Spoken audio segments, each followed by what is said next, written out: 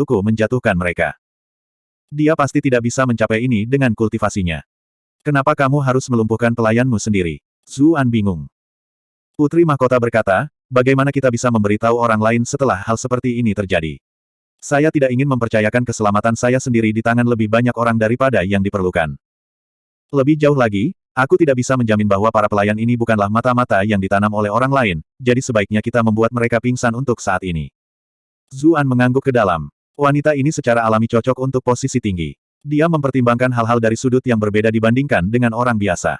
Namun, dia harus mengakui bahwa rencananya lebih bisa diandalkan. Putri Mahkota melihat melalui lubang tersembunyi.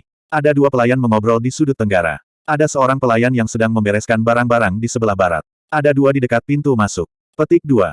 Zuan melengkungkan bibirnya. Dia bahkan tidak berada di dalam ruangan, namun masih ada begitu banyak pelayan yang berjaga.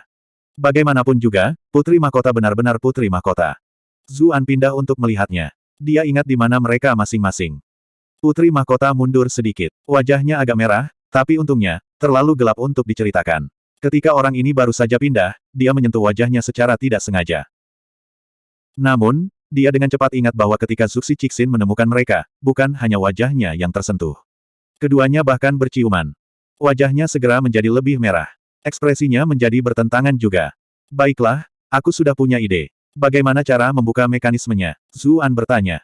Putri Mahkota datang. Ketika saya menghitung sampai 3, Anda harus menyerang dan menahan mereka. Jangan beri mereka kesempatan untuk memperingatkan penjaga di luar. Petik 2. Oke, Zuan memusatkan perhatiannya. Dia mendengarkan hitungan Putri Mahkota. Begitu mencapai 3, cahaya tiba-tiba muncul di atasnya.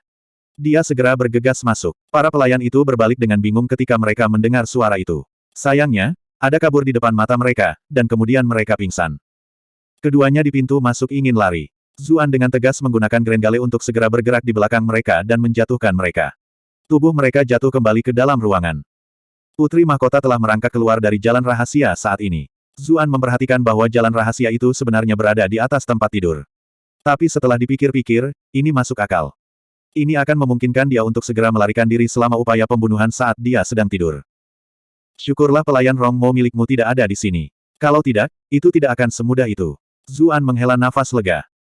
Putri Mahkota menjawab, dia pergi bersamaku ke Istana 100 Bunga. Dia sedang menunggu di luar saat itu dan mungkin sedang mencariku sekarang. Itu sebabnya dia tidak ada di sini. Zuan mengangguk. Sesuatu yang begitu besar terjadi pada Putri Mahkota. Akan lebih aneh jika Rongmo tidak mencarinya. Dia menatap pelayan yang tidak sadarkan diri. Dia tidak bisa menahan diri untuk tidak berkata, kamu tidak akan membunuh mereka juga, kan? Putri Mahkota mengerutkan kening. Apakah mereka melihat wajahmu barusan? Zuan menggelengkan kepalanya. Tidak. Kalau begitu tidak perlu. Mengapa saya harus membunuh mereka? Putri Mahkota mendengus, apakah aku benar-benar pembunuh yang tidak pandang bulu di matamu? Zuan terkekeh canggung dan tetap diam. Putri Mahkota melepas topeng yang menutupi wajahnya. Kemudian, dia mengeluarkan satu set pakaian dari dada ke samping. Dia berkata dengan nada serius, kemarilah. Mengapa? Zuan bingung, tapi dia masih berjalan. Bantu aku berpakaian. Putri Mahkota berkata dengan acuh tak acuh, seolah-olah dia sedang membicarakan sesuatu yang tidak penting. Zuan tercengang. Kau ingin aku membantumu berpakaian? Dia bahkan merasa seperti sedang melihat anak kecil saat itu juga. Mengapa Anda membutuhkan bantuan untuk mengenakan pakaian Anda? Anda benar-benar cocok untuk putra mahkota bodoh itu. Seolah melihat niatnya, Putri Mahkota berkata, pakaianku selalu rumit. Saya memiliki beberapa pelayan yang membantu saya berpakaian normal. Aku tidak bisa memakainya sendirian. Zuan menyuarakan jawabannya. Dia tahu bahwa dia terlalu memikirkan banyak hal. Dia pindah ke sisinya dan berkata, apa yang harus saya lakukan? Putri Mahkota memberinya pandangan. Kemudian, dia membuka ikat pinggangnya, membiarkan gaun itu meluncur ke bawah kulitnya yang halus, memperlihatkan tubuh putihnya yang bersinar. Napas Zuan segera menjadi tergesa-gesa. Pada saat itu, dia sedikit terkejut. Situasi macam apa ini? Kamu sudah melihat semua yang seharusnya tidak kamu lihat. Apa yang terlihat di wajahmu? Suara Putri Mahkota secara mengejutkan tenang, tetapi dadanya yang naik turun menunjukkan bahwa dia tidak setenang yang terlihat di permukaan. Zuan berkata dengan senyum pahit, itu adalah situasi yang tidak bisa aku kendalikan. Putri Mahkota merentangkan tangannya. Bawa pakaian itu ke sana dan bantu aku memakainya. Zuan merasa seperti sedang dilecehkan sekarang, tapi apalagi yang bisa dia katakan dalam situasi seperti ini.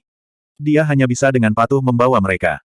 Dia harus mengakui bahwa pakaian ini cantik, dan cukup rumit. Mustahil bagi seseorang untuk berpakaian sendirian. Zuan diam-diam membantunya berpakaian. Wajah Putri Mahkota benar-benar merah selama seluruh proses ini. Beberapa saat kemudian, bibir merah Putri Mahkota terbuka lagi. Aku tidak ingin ada yang tahu tentang apa yang terjadi hari ini. Zuan menyuarakan persetujuannya. Baiklah, aku tidak akan memberitahu siapapun tentang ini. Aku harap kamu juga bisa melupakannya. Putri Mahkota menarik napas dalam-dalam. Bagus. Zuan tidak sembrono seperti biasanya. Dia tahu bahwa pihak lain sangat peduli tentang ini, jadi sekarang bukan waktunya untuk bercanda. Saya akan melakukan yang terbaik untuk membesarkan Anda di masa depan dan memberi Anda lebih banyak sumber daya untuk membayar Anda atas bantuan Anda hari ini. Adapun hal lain, Anda tidak perlu memikirkannya. Aku tetaplah Putri Mahkota pada akhirnya, status kita. Bulu mata Putri Mahkota bergetar. Emosinya jelas ada di mana-mana sekarang. Dipahami, Zuan mengangguk terus-menerus. Putri Mahkota ragu-ragu. Beberapa saat kemudian, dia tiba-tiba berkata, saya dan Putra Mahkota tidak pernah melakukannya. Zuan tercengang. Kenapa kau mengatakan itu padaku? Putri Mahkota memalingkan wajahnya, seolah-olah dia kesal. Tidak apa. Gelombang sedang melonjak di dalam Zuan sekarang. Meskipun dia memiliki beberapa tebakan sebelumnya, itu hanya tebakan. Sekarang dia mendengar dia mengakuinya sendiri, ini adalah perasaan yang sama sekali berbeda. Yang lebih mengejutkan adalah, mengapa dia mengatakan ini padanya. Jangan bilang dia mengembangkan perasaan positif padaku setelah melihat betapa gagahnya aku hari ini. Tapi itu masuk akal juga. Dengan betapa tegak dan tampannya aku lebih baik dari yang gendut dalam segala hal. Tidak mengherankan sama sekali bahwa dia menyukaiku. Tapi kenapa aku merasa ada yang tidak beres? Putri Mahkota yang malu-malu, yang saat ini sedang merapikan rambutnya, menatap Zuan, yang membantunya mengenakan ikat pinggangnya. Bagian belakang kepalanya terbuka. Kilatan dingin tiba-tiba melintas melewati mata Putri Mahkota. Dia melepas jepit rambut emas dan menikamnya dengan kejam ke bagian belakang kepalanya. Jepit rambut emas berkedip dengan cahaya biru samar, jelas sesuatu yang telah direndam dalam racun untuk waktu yang lama. Setelah ditusuk, target pasti akan mati. Namun, jepit rambut emas ini tidak menusuk kepala Zuan. Sebaliknya, itu berhenti 1 inci sebelum menyentuhnya. Bukan karena dia menunjukkan belas kasihan, melainkan karena tergenggam di antara 2 jari. Ekspresi Putri Mahkota berubah. Bagaimana kamu tahu aku akan membunuhmu? Mereka sangat dekat sehingga hampir tidak mungkin untuk berjaga-jaga kecuali pihak lain waspada sepanjang waktu. Zuan menjentikkan pergelangan tangannya. Gelombang kekuatan menyebar dan jepit rambut emas disita dari tangannya. Kemudian, dia perlahan berdiri. Sejujurnya, aku tertipu pada awalnya. Zuan membuang jepit rambut emasnya. Dia menghela nafas. Putri Mahkota yang cantik dan mulia melepas pakaiannya di depanku tanpa menahan sama sekali. Pria mana di dunia ini yang bisa menahan godaan seperti itu? Bahkan pria yang paling tidak fleksibel pun mungkin merasa bahwa Putri Mahkota merasakan sesuatu untuknya. Hanya dengan begitu dia akan menelanjangi di depannya. Pikiran mereka bahkan mungkin mulai berkeliaran dan mereka mungkin merasa bahwa mereka memiliki kesempatan dengan Putri Mahkota. Kamu bahkan menekankan bagaimana kamu tidak melakukan apapun dengan Putra Mahkota. Ini akan membuat pikiran seorang pria menjadi lebih gila, bahwa ini adalah kesempatan sempurna bagi mereka untuk mengambil tempat Putra Mahkota dan menjadi pria Anda. Petik 2.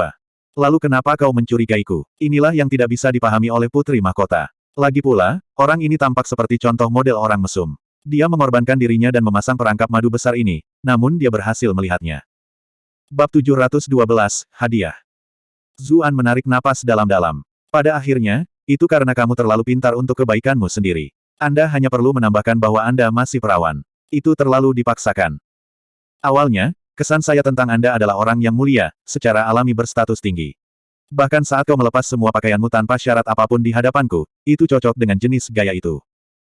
Namun, Anda bersikeras bahwa Anda tidak ada hubungannya dengan Putra Mahkota, yang langsung mengubah Anda menjadi seorang wanita muda yang baru saja membangkitkan perasaan cintanya. Perubahan mendadak ini tidak benar-benar menyatu dengan baik, jadi mau tak mau aku mulai khawatir. Wajah Putri Mahkota memerah. Aku sudah melangkah sejauh ini, namun kamu masih menganalisis semuanya dengan sangat dingin. Apakah kamu bahkan seorang pria pada saat ini? Petik 2. Zuan tersenyum. Apakah aku laki-laki atau tidak, bukankah kamu sudah mengalaminya sebelumnya? Dia ingat adegan yang dia lihat ketika dia baru saja bangun. Ekspresinya segera menjadi tidak wajar. Orang ini seperti keledai yang aneh.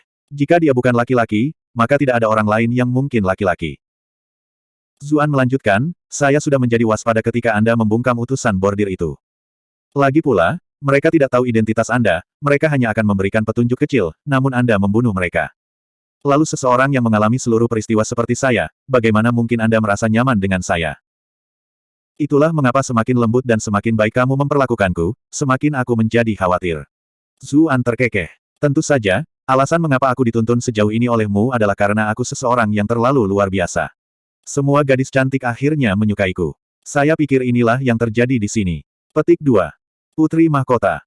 Orang ini benar-benar tidak tahu malu ke tingkat yang tak terbayangkan. Wanita, katakan padaku, bagaimana aku harus berurusan denganmu? Zuan mengulurkan tangan dan meraih dagunya, mengangkat kepalanya. Sayangnya, Putri Mahkota dengan keras kepala menyentakkan kepalanya ke samping. Dia jelas penuh dengan keengganan dan kemarahan. Anda telah berhasil mengendalikan Bilinglong untuk plus 233 plus 233 plus 233. Wajah Zuan menjadi dingin. Dia mengerahkan kekuatan, dengan kasar membawa kepalanya kembali. Wanita, kamu sepertinya tidak mengerti situasimu saat ini. Putri Mahkota mencibir. Apa? Mungkinkah kamu berani membunuhku? Zuan mengerutkan kening. Sejujurnya, ini memang agak sulit. Statusnya terlalu istimewa. Putri Mahkota tertawa jijik ketika dia melihat keraguannya. Tentu saja kamu tidak akan berani. Cepat dan lepaskan aku. Anggap saja tidak terjadi apa-apa. Janji saya terhadap Anda sebelumnya masih berlaku. Saya akan melakukan yang terbaik untuk mempromosikan Anda dan memajukan karir Anda. Zuan menghela nafas. Memang, aku tidak bisa membunuhmu. Namun, dengan memprovokasi saya seperti ini, sepertinya Anda tidak sadar bahwa ada hal lain yang bisa saya lakukan untuk Anda. Apa? Jantung Putri Mahkota mulai berdebar. Dia sudah memiliki firasat buruk. Zuan mengungkapkan seringai jahat. Dia mengulurkan tangannya ke lehernya dan mulai memijatnya dengan lembut. Jika aku memaksamu untuk tidur denganku di sini, apalagi yang bisa kamu lakukan? Kamu berani. Ekspresi Putri Mahkota berubah. Lagi pula, orang ini adalah orang mesum yang menjijikkan. Anda telah berhasil menjebak Bilinglong untuk plus 444 plus 444 plus 444. Zuan mengangkat bahu. Dan kenapa aku tidak? Bagaimanapun, kita adalah satu-satunya yang tahu. Mengetahui Anda, bahkan jika saya melakukan sesuatu kepada Anda, karena pertimbangan identitas Anda, untuk klan B, atau bahkan untuk ambisi Anda sendiri, Anda tidak akan mengungkapkan apapun. Apakah saya benar atau salah? Wajah Putri Mahkota berubah beberapa kali. Meskipun dia tidak mau mengakuinya, sebagian besar dari apa yang dia katakan itu benar. Bisakah dia benar-benar keluar dan menuduhnya? Jika dia melakukan itu, maka dia akan selesai, dan begitu pula klan B. Zuan tertawa ketika dia melihat ekspresinya berubah. Dia mengangkat dagunya dan memberinya ciuman yang kuat. Putri Mahkota berjuang keras. Terakhir kali mereka berciuman adalah karena mereka ingin melewati Suksi Cixin. Sekarang, mereka berada di tempat pribadi. Bagaimana dia bisa setuju dengan hal semacam ini? Zuan terpisah dari bibirnya. Dia berkata sambil tersenyum. Ini adalah hukuman karena mencoba membunuhku. Lain kali kamu memikirkan hal seperti itu, aku tidak akan begitu sopan. Putri Mahkota jatuh dengan lemah ke tempat tidurnya dan mulai merintih. Aku tidur denganmu tanpa pakaian apapun sampai aku bangun. Kemudian, saya diraba-raba dan dicium oleh Anda. Jika kamu jadi aku, apa yang akan kamu lakukan? Saya memiliki kemuliaan klan di pundak saya. Setelah sesuatu terjadi, semua orang di klan B akan dibungkam. Bagaimana saya bisa mengambil taruhan itu? Tentu saja membunuhmu itu pilihan paling aman. Dia telah mengalami lebih banyak bahaya dalam beberapa jam terakhir daripada yang dia alami dalam dekade terakhir atau lebih dalam hidupnya. Dia mengalami roller coaster emosi. Sekarang, dia akhirnya pingsan. Zuan tetap diam. Dia tahu bahwa jika itu orang lain, mereka mungkin akan membuat pilihan yang sama. Ini adalah sifat manusia. Lebih jauh lagi, dia mengambil keuntungan darinya hari ini, itulah sebabnya dia tidak terlalu kesal. Namun, dia jelas tidak akan mengakuinya. Aku juga tersentuh dan dicium olehmu. Apakah kemurnian saya tidak berarti apa-apa? Apa kau melihatku menangis sepertimu? Putri Mahkota bahkan tidak tahu bagaimana menangis lagi ketika dia mendengar apa yang dia katakan. Setelah waktu yang lama berlalu, dia dengan muram berkata, kamu benar-benar tidak tahu malu. Tiba-tiba, ada keributan di luar. Siapa kalian? Kamu berani menerobos masuk ke Istana Timur. Petik 2. Suara si Jun bisa didengar. Kami menerima laporan dari penjaga bahwa Putri Mahkota diculik oleh seorang pria. Itulah mengapa kami datang untuk memeriksa keselamatan Putri Mahkota. Zuan dan Putri Mahkota saling bertukar pandang. Mereka tidak menemukan kita di luar sana, jadi mereka kembali ke sini untuk membuktikan bahwa kamu tidak berada di Istana Timur. Selir bayi, jalang itu benar-benar ingin membunuhku. Putri Mahkota berkata dengan marah. Apakah kamar pribadi Putri Mahkota adalah tempat yang bisa kalian masuki hanya karena kalian mau? Suara Piao Duandiao dan Jiao Sigun terdengar. Mereka jelas yang menghentikan para penyusup. Aku bertugas memeriksa istana, jadi tentu saja aku punya wewenang untuk melakukan ini. Mengapa Anda memberi saya begitu banyak alasan? Apakah karena ada sesuatu yang memalukan sehingga Anda tidak bisa memberitahu orang lain? Si Jun berkata dengan arogan. Dia dilahirkan di bawah klan berpengaruh, dan dia sendiri memiliki status tinggi. Dia jelas tidak terlalu peduli dengan dua penjaga kecil. Yang diperiksa Circe seharusnya subjek luar, kan? Kapan para wanita istana menjadi bagian dari manajemen Circe? Suara wanita terdengar. Mata putri mahkota berbinar. Ini adalah pelayan pribadinya Rongmo. Sepertinya gadis ini tidak bodoh. Dia tidak menemukan saya di istana 100 bunga dan kembali untuk menstabilkan situasi di sini. Suara feminin lain terdengar. Tuan Si hanya peduli dengan keselamatan putri mahkota, jadi kita harus memastikan ini dengan benar. Mungkinkah kalian semua bahkan tidak mempercayaiku? Petik 2. Ekspresi putri mahkota berubah. Dia berkata pelan, itu selir Su yang mulia. Anda harus pergi melalui jalan rahasia. Semua upaya mereka akan sia-sia jika mereka melihat Zuan di sini. Oke, Zuan tidak ragu sama sekali. Dia segera bersiap untuk pergi melalui lorong di samping tempat tidur. Tunggu, putri mahkota menangkapnya. Batalkan acu points mereka terlebih dahulu, tetapi jangan biarkan mereka melihat Anda. Zuan memuji perhatian wanita ini terhadap detail di dalam. Dia mengangguk, dan kemudian berubah menjadi bayangan. Dia membuka segel mereka, dan kemudian dia melompat ke jalan rahasia. Putri mahkota dengan cepat menyegel terowongan rahasia itu lagi. Namun, Zuan tiba-tiba berbalik dan memberinya ciuman. Aku hanya akan memperlakukan ini sebagai hadiah karena telah menyelamatkanmu. Kemudian, dia pergi sambil tertawa. Putri mahkota mencengkeram mulutnya. Dia malu dan panik. Orang ini, aku harus membayarnya kembali nanti. Tapi dia tidak bisa diganggu untuk marah sekarang. Dia dengan cepat merapikan tempat tidur. Dia tidak bisa membiarkan orang lain tahu tentang keberadaan jalan rahasia ini. Pintu terbanting terbuka begitu dia menyelesaikan semua ini. Jelas bahwa Rongmo, Piao Duandiao, dan Jiao Sigun, orang-orang ini tidak dapat menghentikan pasukan gabungan selir Su dan Si Jun. Putra mahkota juga ada di sana, tetapi dia benar-benar tidak berguna. Tidak hanya dia tidak menghentikan mereka, dia bahkan mengikuti keduanya dengan penuh semangat seolah-olah ada beberapa drama untuk ditonton. Putri mahkota sangat marah ketika dia melihat ekspresinya. Tidak peduli seberapa Zuan, dia masih jauh lebih bisa diandalkan daripada orang ini. Selir Su dan Si Jun menerobos masuk tampak seperti mereka sudah percaya diri dalam kemenangan mereka. Namun, ketika mereka melihat putri mahkota duduk di tempat tidur, mereka benar-benar terpana. Kenapa? Kenapa kamu di sini? Putri mahkota berkata dengan dingin, apa, ada yang salah denganku berada di kamarku sendiri. Sementara itu, Zuan baru saja keluar dari ujung jalan rahasia. Dia bisa merasakan bahwa ada orang di mana-mana di istana kekaisaran. Dia tahu bahwa semua penjaga istana kekaisaran sedang mencari personel yang mencurigakan. Selanjutnya, gerbang istana sudah ditutup, jadi dia meninggalkan semua pikiran untuk meninggalkan istana. Dia menemukan tempat terpencil untuk berganti ke seragam utusan bordirnya, menjadi token emas 11 sekali lagi. Aku ingin tahu apa reaksi putri mahkota jika dia tahu aku Golden Token 11. Dia tersenyum ketika dia merasakan rasa manis yang tersisa di bibirnya. Meskipun hari ini cukup berbahaya, secara keseluruhan, itu tidak terlalu buruk. Dia menuju ke halaman kecilnya sendiri dan memutuskan untuk bermalam di sana untuk mengusir badai ini. Tapi dia tercengang begitu dia mendekati halamannya. Dia memperhatikan bahwa ada beberapa orang yang menunggu dalam penyergapan. Bab 713, Pendengaran Bersama. Sosok Zuan membeku. Setelah diamati lebih dekat, dia melihat bahwa itu adalah sekelompok utusan bordir yang bersembunyi di dekatnya, dan yang memimpin sebenarnya adalah Zuxi Cixin. Dia mendengar jantungnya berdebar. Apakah dia akhirnya memberikan sesuatu di sepanjang jalan? Dia tanpa sadar ingin berbalik dan lari.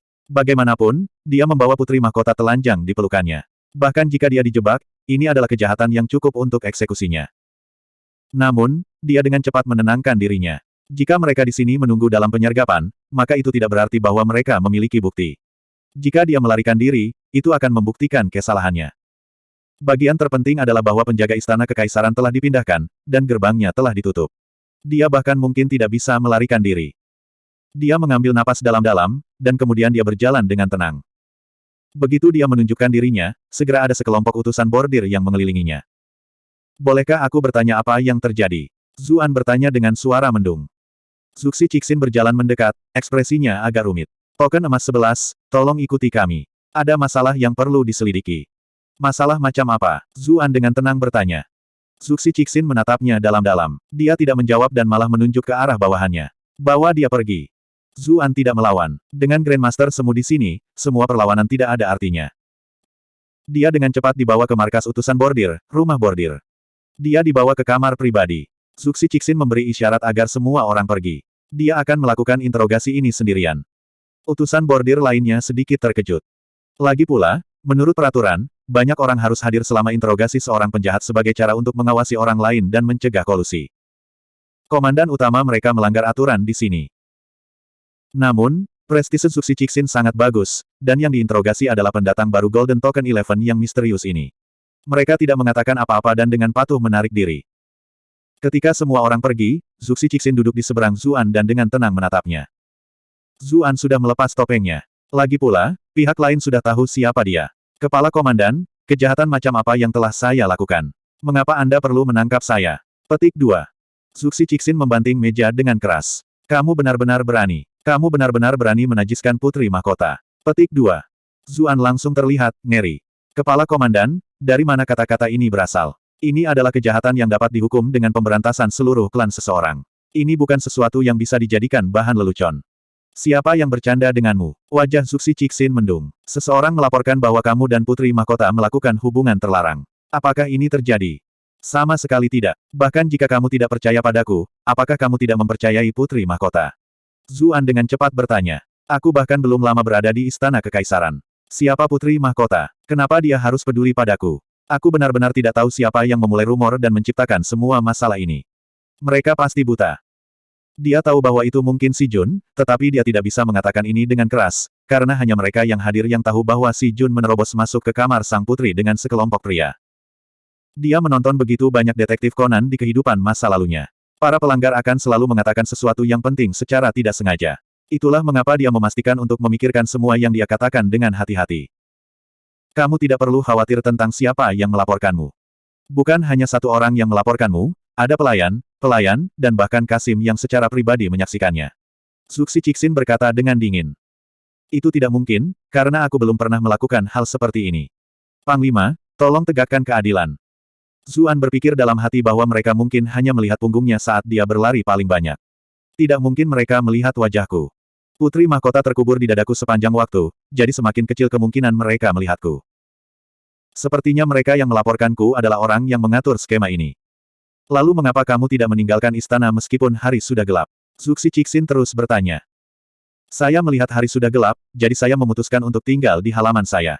Either way, saya sendiri jika saya tinggal di luar juga. Saya mungkin juga tinggal di istana di mana lebih banyak hal terjadi. Zuan menjelaskan. Di mana lebih banyak hal terjadi? Suksi Cixin tertawa karena marah. Menurutmu tempat seperti apa istana kekaisaran itu? Ada selir dan putri yang tinggal di sini. Bagaimana bisa seorang pria dengan santai tinggal di istana? Petik 2. Zuan bergumam, bukankah aku seorang utusan bordir? Apa gunanya status ini jika saya tidak menggunakannya? Petik 2. Suksi Cixin. Dia mengambil napas dalam-dalam. Lalu mengapa kamu tidak ada di sana ketika kami datang lebih awal? Kemana kamu pergi begitu larut malam? Petik 2. Zuan berkata, saya hanya berjalan-jalan di sekitar istana kekaisaran. Belum lama saya datang ke sini, jadi saya ingin membiasakan diri dengan tempat ini. Saya khawatir serangan seperti terakhir kali mungkin terjadi, jadi saya ingin lebih siap untuk berjaga-jaga. Dengan begitu, aku akan siap begitu sesuatu terjadi. Kamu akan berjalan-jalan di sekitar istana kekaisaran selarut ini. Suksi Cixin tertawa lagi. Apa yang saya katakan sebelumnya? Istana kekaisaran penuh dengan orang-orang terhormat, dan Anda tidak dapat dengan santai berkeliaran di tempat ini, Anda harus menghindarinya. Apa kau sudah lupa? Tapi aku keluar sebentar karena bosan. Saya tidak menyangka bahwa saya akan menjadi curiga karena itu. Zuan dengan cepat berkata, Komandan, meskipun belum lama sejak saya bergabung dengan Istana Timur dan saya tidak mengenal Putri Mahkota terlalu lama, menilai dari apa yang saya tahu, dia tidak akan pernah melakukan sesuatu yang terlarang dengan orang lain. Pria. Suksi Cixin mendengus dingin. Jika bukan karena kepercayaanku pada karakter Putri Mahkota, apakah menurutmu Yang Mulia masih memiliki kesabaran untuk memintaku mengajukan begitu banyak pertanyaan? Zuan tampak terkejut. Jadi Yang Mulia yang ingin menanyaiku. Menurutmu apa lagi? Sekarang setelah sesuatu yang begitu besar terjadi, bagaimana mungkin Yang Mulia tidak terlibat? Suksi Cixin berkata dengan dingin. Melalui analisis kami telah menentukan bahwa Anda dan Putri Mahkota kemungkinan besar telah dijebak. Anda perlu memberitahu saya semua yang telah terjadi antara Anda dan Putri Mahkota. Hanya dengan begitu saya dapat menangani akibatnya dengan benar. Petik 2. Zuan berkata dengan ekspresi jujur, Komandan, mengapa kamu tidak percaya padaku? Benar-benar tidak ada yang terjadi antara aku dan Putri Mahkota. Saya belum melihat Putri Mahkota setelah saya meninggalkan ruang belajar kekaisaran. Dia jelas tidak akan mengakui hal ini meskipun dia merasakan ketulusan, merasa bahwa baik Kaisar dan Suksi Cixin ingin berurusan dengan akibatnya. Meski begitu, begitu itu terjadi, Putri Mahkota mungkin akan tetap hidup, tapi dia pasti sudah mati. Dia masih ingat bagaimana meskipun dia dengan jelas menyelamatkan Putri Mahkota selama serangan Yun Jianyu, dia hampir kehilangan lengan karena dia menyentuhnya saat itu. Sementara hari ini, mereka berdua sudah melalui semua itu. Tidak mungkin kaisar mengizinkan pria lain untuk menajiskan menantu perempuannya, kan? Zuxi Cixin menatapnya dalam-dalam. Beberapa saat kemudian, dia berkata dengan suara mendung. Baik sekali. Di masa depan, tidak peduli apa yang orang tanyakan padamu, kamu hanya perlu menggertakkan gigimu dan mengatakan itu, apapun yang terjadi. Petik 2. Zuan menatapnya dengan heran. Apakah orang ini diam-diam membantunya? Sepertinya bantuan dari terakhir kali datang di kopling sekarang. Zuxi Cixin terbatuk. Suaranya kembali normal. Lalu apakah kamu melihat orang yang mencurigakan? Tidak. Zuan menggelengkan kepalanya. Seluruh istana menjadi gila tidak lama setelah aku pergi. Para penjaga kekaisaran sepertinya sedang mencari seseorang. Saya khawatir sesuatu mungkin terjadi, jadi saya kembali. Lalu, aku melihat kalian menunggu di sini. Zuxi Cixin duduk di kursinya lagi. Jari-jarinya mengetuk meja dengan ringan. Dia mulai berpikir sendiri.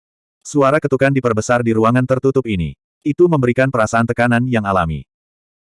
Beberapa saat kemudian, Zuxi Cixin berkata, seseorang akan membawamu ke penjara kekaisaran untuk diinterogasi lebih lanjut sebentar lagi. Anda harus memahami apa yang harus Anda katakan dan tidak seharusnya Anda katakan ketika saatnya tiba. Selanjutnya, Yang Mulia telah memberitahu saya untuk memberitahu Anda bahwa Anda tidak boleh mengekspos identitas Anda sebagai utusan bordir. Petik 2. Dipahami, Zuan tidak merasa seburuk itu di dalam. Karena Kaisar mengatakan ini, maka itu berarti dia masih ingin dia berurusan dengan Raja Qi. Itulah mengapa selama dia tidak mengungkapkan bahwa dia melakukan sesuatu pada Putri Mahkota, maka Kaisar tidak akan membunuhnya. Zuan tidak bisa menahan diri untuk tidak berkata, mengapa masalah ini sampai ke penjara kekaisaran. Bukankah seharusnya masalah ini diselidiki secara pribadi sebanyak mungkin? Memublikasikannya seperti ini akan menodai reputasi Putri Mahkota. Setelah sedikit ragu, Zuxi Cixin menjelaskan, tidak ada satupun raksasa di istana. Banyak kekuatan milik Raja Qi. Mereka sudah mulai bergerak, jadi bagaimana mungkin kita bisa menyelesaikan masalah ini dengan tenang? Identitas Putri Mahkota itu spesial, jadi kita tidak bisa menginterogasinya. Kami jelas harus mulai dari Anda. Petik 2. Zuan mengungkapkan senyum pahit. Orang-orang biasa di dunia ini sama sekali tidak memiliki otoritas. Ketika Zuxi Cixin pergi, dia dengan cepat diantar ke penjara kekaisaran. Jenderal penjaga kanan Guozi menghela nafas saat melihatnya. Kakak Su, aku tidak menyangka akan bertemu denganmu lagi dalam situasi seperti ini. Zuan memaksakan tawa dan berkata, aku juga. Guozi ingin mengatakan sesuatu, tetapi kemudian ragu-ragu. Sementara tidak ada yang memperhatikan, dia berkata melalui transmisi Qi, Direktur Kekaisaran, Komandan Kehakiman, dan pengawas petugas akan menginterogasi Anda satu demi satu. Semoga beruntung. Bab 714, Bagian 1, Ayah Mertua. Terima kasih Saudara Guo atas pengingatmu. Zuan juga diam-diam menjawab. Persahabatan masa lalunya sekarang membuahkan hasil. Paling tidak, pihak lain akan membantunya sedikit dengan kemampuannya. Guozi menatapnya dalam-dalam, lalu diam-diam pergi. Zuan digiring ke sel khusus. Tubuhnya disegel oleh para ahli, dan ada rantai penuai jiwa yang diikatkan di sekelilingnya. Ini tidak hanya mencegahnya melarikan diri, itu juga mencegahnya membunuh dirinya sendiri. Semua ini diharapkan. Ekspresi Zuan tidak berubah. Either way, dia bisa menggunakan banyak keahliannya bahkan tanpa Qi. Langkah-langkah ini tidak terlalu memengaruhinya. Yang dia khawatirkan malah sidang bersama yang akan datang. Dia merasa sedikit pusing ketika memikirkan hal ini. Dia hanya sekretaris putra mahkota yang sepele sekarang. Apakah perlu ada 3 pukulan besar ini untuk mengadakan dengar pendapat bersama? Dunia ini sedikit berbeda dari Cina kuno. Dengar pendapat bersama biasanya dilakukan oleh Komandan Kehakiman, Sensor Kekaisaran, dan petugas keamanan. Namun, karena masalah ini melibatkan Putri Mahkota, itulah mengapa Direktur Imperial dan Supervisor of Attendance menggantikan Imperial Censor dan Security Officer untuk mencegah keributan publik. Direktur Kekaisaran adalah salah satu dari 9 menteri. Dia bertugas mengendalikan keluarga kerajaan, serta urusan kerabat dan bangsawan mereka. Karena ini melibatkan Putri Mahkota, dia adalah kandidat yang paling cocok untuk memimpin masalah ini. Dia ingat Cucuyan memberitahunya bahwa istri Direktur Kekaisaran Zhen Sui sebenarnya adalah kakak perempuan Kaisar, Putri Changchuan. Orang-orang yang digunakan Kaisar untuk interogasi ini mungkin adalah orang-orang yang dia percayai sendiri. Komandan Kehakiman dan pengawas ajudan juga merupakan bagian dari 9 menteri. Komandan Kehakiman Jiang Boyang bertanggung jawab atas penjara untuk memulai dan ahli dalam menilai kasus. Kasus pada tingkat ini secara alami membutuhkan kehadirannya. Ini bukan pertama kalinya Zuan berinteraksi dengannya. Selama kasus Cheng Xiong, dia sangat menganjurkan agar Cheng Xiong tidak bersalah, tetapi pada akhirnya, dia dipaksa untuk menyatakan kejahatannya. Cek, ini akan menjadi bentrokan yang sengit. Aku mungkin sudah selesai jika aku jatuh ke tangannya. Lirik, beracing decil terngiang di benak Zuan. Namun, dia dengan cepat menyadari sesuatu. Dia melakukan semua itu dengan identitasnya sebagai Golden Token 11. Apa hubungannya ini dengan identitas Sekretaris Putra Mahkota? Jiang Boyang mungkin tidak akan membenciku. Ya, saya harap ini masalahnya. Namun, Supervisor of Attendant itu merepotkan. Supervisor petugas Murongtong dulunya adalah petugas keamanan, seorang pria dengan otoritas besar, namun karena Zuan dia dipindahkan ke posisi yang tidak berguna ini.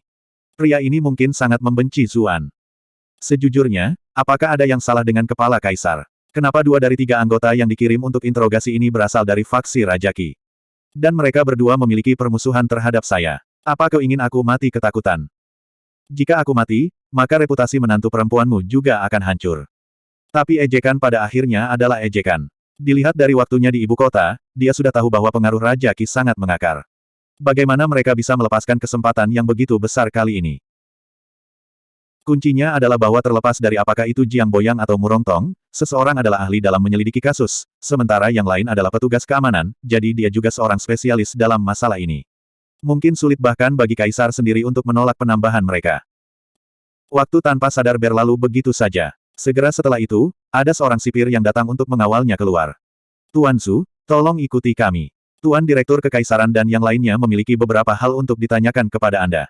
Petik 2. Orang-orang ini masih berutang budi padanya dari pelarian para pembunuh dari terakhir kali, jadi itu sebabnya mereka semua berbicara dengan sopan. Mereka tidak mempermalukannya seperti penjahat biasa. Zuan dibawa ke kamar pribadi. Para sipir di sana berkata, Tuan Zhu, kami perlu menahan Anda karena konvensi. Mohon maafkan kami. Tidak apa-apa, ekspresi Zuan tetap tenang. Para sipir menjepit tangan dan kakinya ke bangku kayu sambil memuji, Tuan Zhu benar-benar luar biasa. Kami telah bertemu banyak anggota pengadilan di sini, tetapi mereka semua menangis sedih atau sudah di samping diri mereka sendiri. Jarang melihat seseorang dengan ketenangan Sirsu. Petik 2. Zuan tersenyum. Kekhawatiran adalah bunga yang dibayarkan oleh mereka yang meminjam masalah. Saya tidak bersalah dalam masalah ini, jadi tentu saja tidak perlu takut diinterogasi seperti yang lain. Petik 2. Semua sipir itu menyuarakan pujian mereka. Pintu terbuka pada saat ini, dan beberapa pejabat berjubah perlahan masuk. Yang memimpin adalah seorang penatua dengan wajah yang tampaknya menyimpan kepahitan dan kebencian yang besar. Rambut putihnya diikat dengan jepit rambut kayu, dan ada beberapa helai berantakan yang rontok. Dia memberikan perasaan putus asa. Ketika Zuan melihatnya, dia seperti melihat Ji Dengtu versi lama. Tapi penampilan mereka sama sekali tidak mirip, jadi dia dengan cepat menghilangkan pemikiran bahwa ini adalah ayah Ji Dengtu. Menurut seragamnya dan bagaimana dia berjalan di bagian paling depan, kemungkinan besar ini adalah Direktur Kekaisaran Shen Sui. Jika dia menikahi kakak perempuan kaisar, maka dia seharusnya seseorang dari generasi yang sama dengan kaisar, kan? Mengapa kaisar tampak seperti berada di puncak hidupnya, sementara orang ini tampak seperti sudah tua dan sekarat? Pejabat kedua adalah pria parubaya yang anggun dengan kulit yang halus. Rambutnya hanya beruban di sekitar pelipis, tapi ini hanya memberinya perasaan yang lebih terhormat dan elegan. Mudah untuk membayangkan berapa banyak gadis yang dia minati ketika dia masih muda. Dibandingkan dengan Direktur Kekaisaran, dia tampak jauh lebih tegak, dan rambutnya disisir dengan cermat. Pakaiannya disetrika dengan baik tanpa ada lipatan. Dilihat dari diagram harimau putih di seragam, ini mungkin Komandan Kehakiman Jiang Boyang. Zuan memberinya beberapa pandangan lagi. Dia bertarung melawan pria ini sebelumnya selama kasus Cheng Xiong, tapi ini adalah pertemuan pertama mereka yang sebenarnya. Dia melihat Jiang Boyang tidak menatapnya. Sebaliknya, dia menatap rambut berantakan Direktur Kekaisaran dengan ekspresi agak melengkung, seolah-olah dia sedikit sembelit. Pada akhirnya, dia akhirnya tidak tahan lagi dan berkata, Tuan Zhen, sebagai salah satu dari 9 menteri, kami pejabat adalah contoh teladan bagi yang lain. Kami harus memperhatikan penampilan kami. Zhen Sui tertawa. 9 menteri, kami sudah kehilangan kejayaan kami sebelumnya, bagaimana kami masih menjadi pejabat teladan? Akan lebih pas jika Anda memberitahu hal-hal ini kepada Kanselir, Sekretariat Kekaisaran, dan Sekretariat Pusat. Petik 2. Kelopak mata Jiang Boyang berkedut. Dia mengambil napas dalam-dalam dan berkata, tapi tidakkah kamu merasa tidak nyaman dengan rambutmu seperti itu? Bagaimana kalau aku membantumu menyelesaikannya? Zhen Sui dengan cepat menghindar ke samping. Kepala pria dan pinggang wanita adalah bagian yang tidak boleh disentuh oleh mereka yang bukan kekasih. Selain itu, saya merasa ini lebih alami, sehingga dapat lebih menunjukkan sifat saya yang tidak dapat diatur dan bebas. Murongtong mencibir dari belakang. Kamu sudah memiliki satu kaki di kuburan, namun kamu masih berbicara tentang kekasih, tentang menjadi nakal dan bebas. Apakah kamu tidak takut Putri Changchuan akan membuatmu berlutut di papan cuci? Murongtong adalah orang yang akrab. Zuan sudah bertemu dengannya beberapa kali. Zhen Sui menjadi kesal. Hei, wajah arang, jangan melewati batas. Jangan berpikir bahwa saya tidak akan mengekspos Anda untuk mengintip kamar dalam Nyonya Yu saat itu. Murongtong meledak dalam kemarahan. Kamu orang tua, bukankah kamu juga di sana saat itu? Juga, sudah berapa kali aku memberitahumu? Warna kulit saya adalah perunggu yang sehat dan indah dan bukan hitam. Zuan terkejut. Orang-orang ini harus menjadi bagian dari kam yang berbeda dan menjadi seperti air dan api. Mengapa mereka malah terlihat seperti teman lama? Tetapi dia dengan cepat menyadari bahwa semua pejabat di ibu kota ini agak saling mengenal. Mereka semua tumbuh dan berjuang untuk ambisi bersama. Baru kemudian mereka akhirnya memilih faksi berbeda yang ingin mereka layani. Meski begitu, persahabatan mereka sebelumnya masih ada. Klan mereka mungkin bahkan terhubung melalui pernikahan dalam berbagai cara, dan hubungan mereka rumit. Dengan demikian, itu tidak sampai pada titik di mana tidak ada pihak yang tidak bisa hidup berdampingan dengan yang lain di dunia ini. Jiang Boyang merasakan sakit kepala yang hebat saat mendengar mereka bertengkar. Dia mengabaikan mereka dan menatap Zuan. Dia tiba-tiba mengerutkan kening. Siapa yang menahanmu? Jari-jarinya dengan lembut menyapu sambil berjalan, dan kemudian sebuah rantai putus dengan sendirinya. Sangat mudah untuk melihat seberapa dalam kultivasinya. Zuan tercengang. Orang ini tampaknya cukup baik. Tapi Jiang Boyang tidak melanjutkan untuk melepaskan belenggunya dan malah mulai memilah kerahnya yang menjadi sedikit bengkok. Kemudian, dia mundur selangkah untuk melihat Zuan. Setelah itu, dia duduk kembali dengan puas. Zuan tercengang. Kakak, apaan sih? Mengapa Anda berhenti hanya pada satu rantai? Dia menundukkan kepalanya dan memperhatikan bahwa rantai di tubuhnya sekarang simetris. Ketika dia mengingat kejengkelan pihak lain ketika dia melihat Direktur Kekaisaran, Zuan tidak tahu apakah harus tertawa atau menangis. Jadi saya baru saja bertemu dengan seseorang dengan OCD yang aneh. Saya hampir berpikir bahwa dia memiliki niat baik. Cukup, kita harus mengurus masalah utama terlebih dahulu. Jiang Boyang menghentikan dua individu yang berdebat. Zhen Sui yang berambut berantakan duduk dengan santai di posisi tertinggi. Kamu bisa mulai kalau begitu. Anda ahli dalam menilai kasus. Petik 2. Napas Jiang Boyang menjadi terengah-engah lagi ketika dia melihatnya duduk sembarangan di kursinya. Dia dengan cepat mengalihkan pandangannya sehingga dia tidak perlu melihat pria ini lagi. Dia membanting meja, membuat suara keras. Zuan, aku memeriksa catatan gerbang istana dan menemukan bahwa kamu tidak pergi saat senja. Bisnis teduh macam apa yang kamu lakukan di istana? Ini bukan pertanyaan yang mudah untuk dijawab oleh Zuan. Zuxi Cixin menyuruhnya untuk tidak mengungkapkan identitasnya sebagai utusan bordir, yang membuatnya lebih sulit untuk menjelaskan mengapa dia tetap berada di istana. Merupakan pelanggaran besar bagi subjek untuk tidak meninggalkan istana saat senja. Mereka pasti akan dituduh mengganggu kamar harem. Tapi Zuan sudah siap untuk ini. Dia dengan tenang menjawab, Yang Mulia menugaskan saya sebuah misi rahasia. Itu sebabnya saya tidak meninggalkan istana. Petik 2. Ketiga orang itu saling bertukar pandang. Mereka tidak bisa tidak bertanya, misi rahasia macam apa? Zuan terkekeh. Aku sudah mengatakan itu adalah misi rahasia, jadi bagaimana mungkin aku bisa memberitahu orang lain secara acak? Murongtong menjadi marah. Berat, lebih baik kamu singkirkan senyum itu sekarang. Kami yang menginterogasimu sekarang, jadi kamu harus mengerti posisimu. Fakta bahwa bocah ini membuatnya turun dari posisi petugas keamanan yang kuat ke posisi tidak bergunanya saat ini membuatnya benar-benar marah. Anda telah berhasil troll Murongtong untuk plus 491 plus 491 plus 491. Bab 715, menghilang. Seorang pengunjung. Zuan bingung. Orang seperti apa yang akan mengunjunginya pada waktu seperti ini? Bisakah itu menjadi putri mahkota? Tidak, putri mahkota saat ini terjebak dalam skema besar ini. Tidak mungkin dia memiliki waktu luang untuk melakukan hal seperti itu. Mungkin itu Zuxi Cixin. Apakah Kaisar mengirimnya untuk memastikan dia tahu apa yang harus dikatakan? Tapi saya pikir kita sudah mengatakan semua yang perlu dikatakan, bukan? Juga, Zuxi Cixin tidak perlu mengunjungiku seperti ini, dia bisa langsung masuk. Sementara dia bingung siapa orang ini, sosok biru es dalam gaun panjang muncul di dekatnya.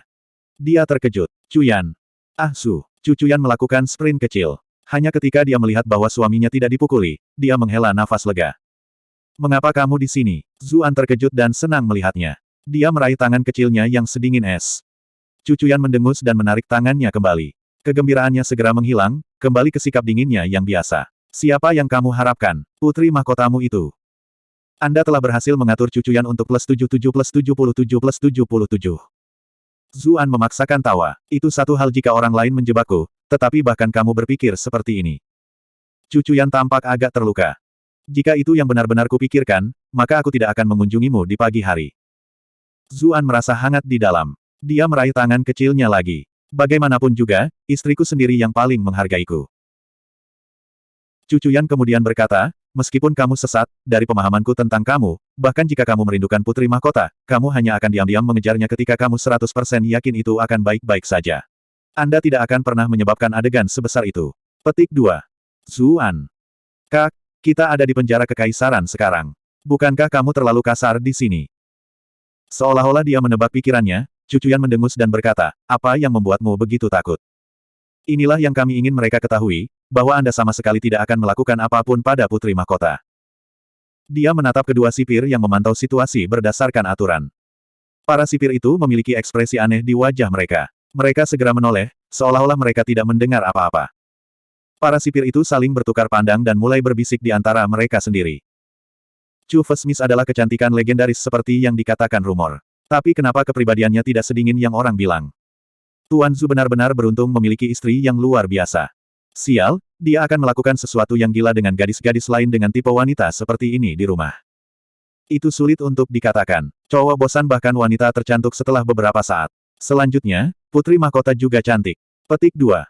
Persetan. Saya hampir merasa seperti Anda sedang berbicara tentang tas saya di rumah. Petik 2.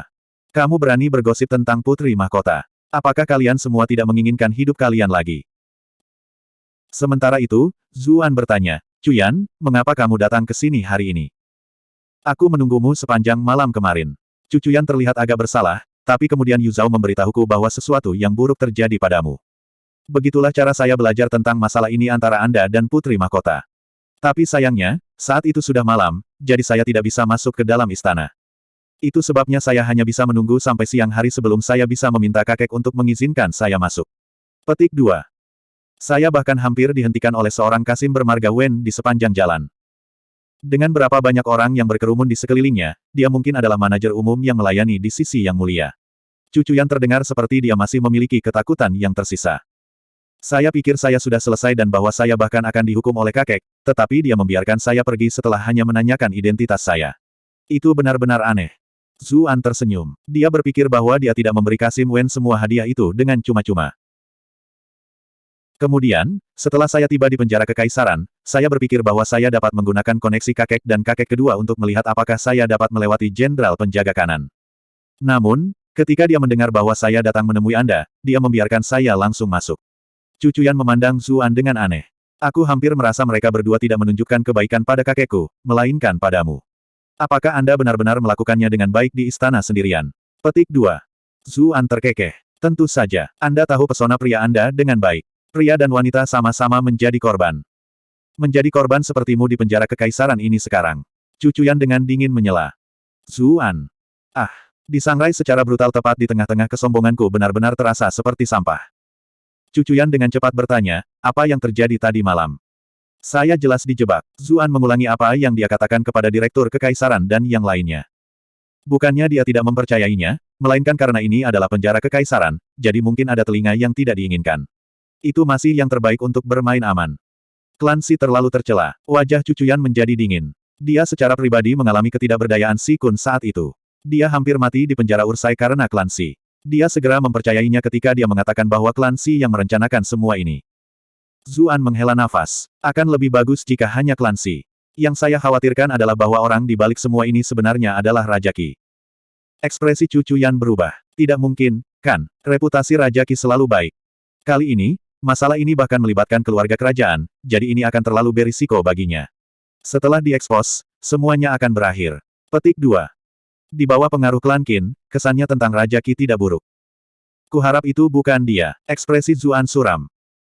Tetapi bahkan jika itu bukan dia, dia masih akan menggunakan kesempatan ini untuk melibatkan saya dan Putri Mahkota dalam skandal, sehingga melemahkan kekuatan pihak Putra Mahkota. Akan sangat bagus jika Anda setuju untuk mengikuti saya kembali ke Bright Moon City. Cucuyan secara alami menyimpulkan bahwa ini adalah pilihan yang tak terelakkan untuk Raja Qi. Namun, setelah merasa sedih sesaat, dia dengan cepat bertanya, ada yang bisa saya bantu? Aku tidak bisa membiarkanmu terus dijebak oleh orang lain seperti ini, kan? Zuan menghela nafas dalam pujian di dalam. Istrinya benar-benar bukan hiasan yang cantik. Tidak heran dia bisa mengelola urusan klan Chu selama ini. Ada sesuatu. Bisakah Anda membantu saya menyelidiki beberapa orang? Bantu saya mencari tahu Kasim dan penjaga mana yang menyatakan bahwa mereka melihat saya dan Putri Mahkota bersama dan menyelidiki latar belakang mereka. Lihat apakah mereka memiliki hubungan dengan Raja Qi atau klan Xi. Juga, bantu aku menyelidiki pelayan istana 100 bunga Xinrui, lihat apa yang terjadi dengannya. Xinrui, Chu Chuyan tercengang. Hubungan macam apa yang dia miliki dengan kasus ini? Ini membuatnya bingung. Dia tidak tahu nama orang lain yang dia ingin dia selidiki, tetapi dia menyebut orang ini. Kamu tidak perlu khawatir tentang itu. Bantu saya memeriksa untuk melihat apakah dia masih di istana 100 bunga, apakah dia masih hidup. Akan lebih baik lagi jika Anda bisa membantu saya melihat latar belakangnya. Zuan tidak menjelaskan secara detail. Dia tidak bisa memberitahunya tentang apa yang terjadi antara dia dan Putri Mahkota di Istana 100 Bunga, tapi dia bisa menyelidiki mereka secara rahasia. Selanjutnya, kunci dari semua ini adalah Xinrui. Baik, Chu Chuyan tidak mempersulitnya.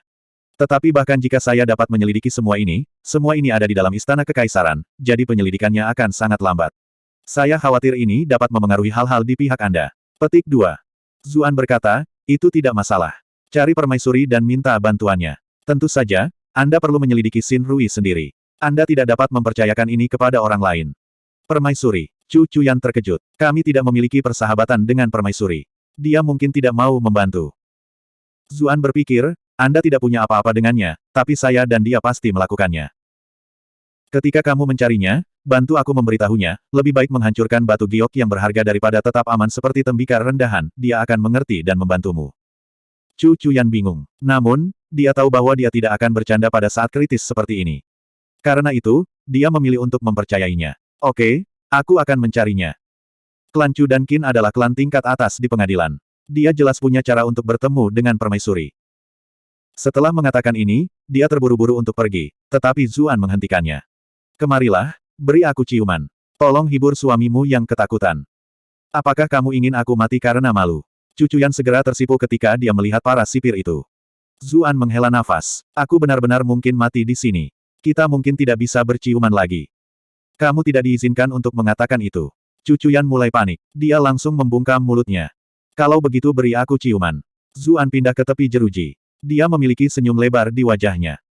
Chu Chuyan menggigit bibirnya. Pada akhirnya, kekhawatiran masih mengalahkan rasa malunya. Dia pindah untuk menciumnya. Kemudian, di bawah siulan dan ejekan para penjaga itu, dia lari dengan wajah merah.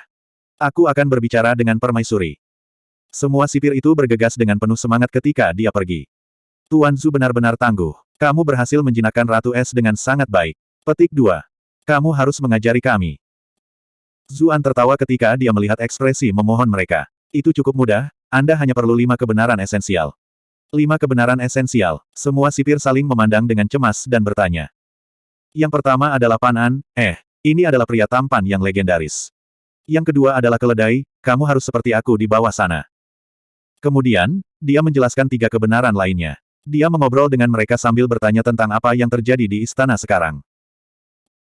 Setelah beberapa jam berlalu, Chu Chuyan bergegas kembali dengan informasi baru.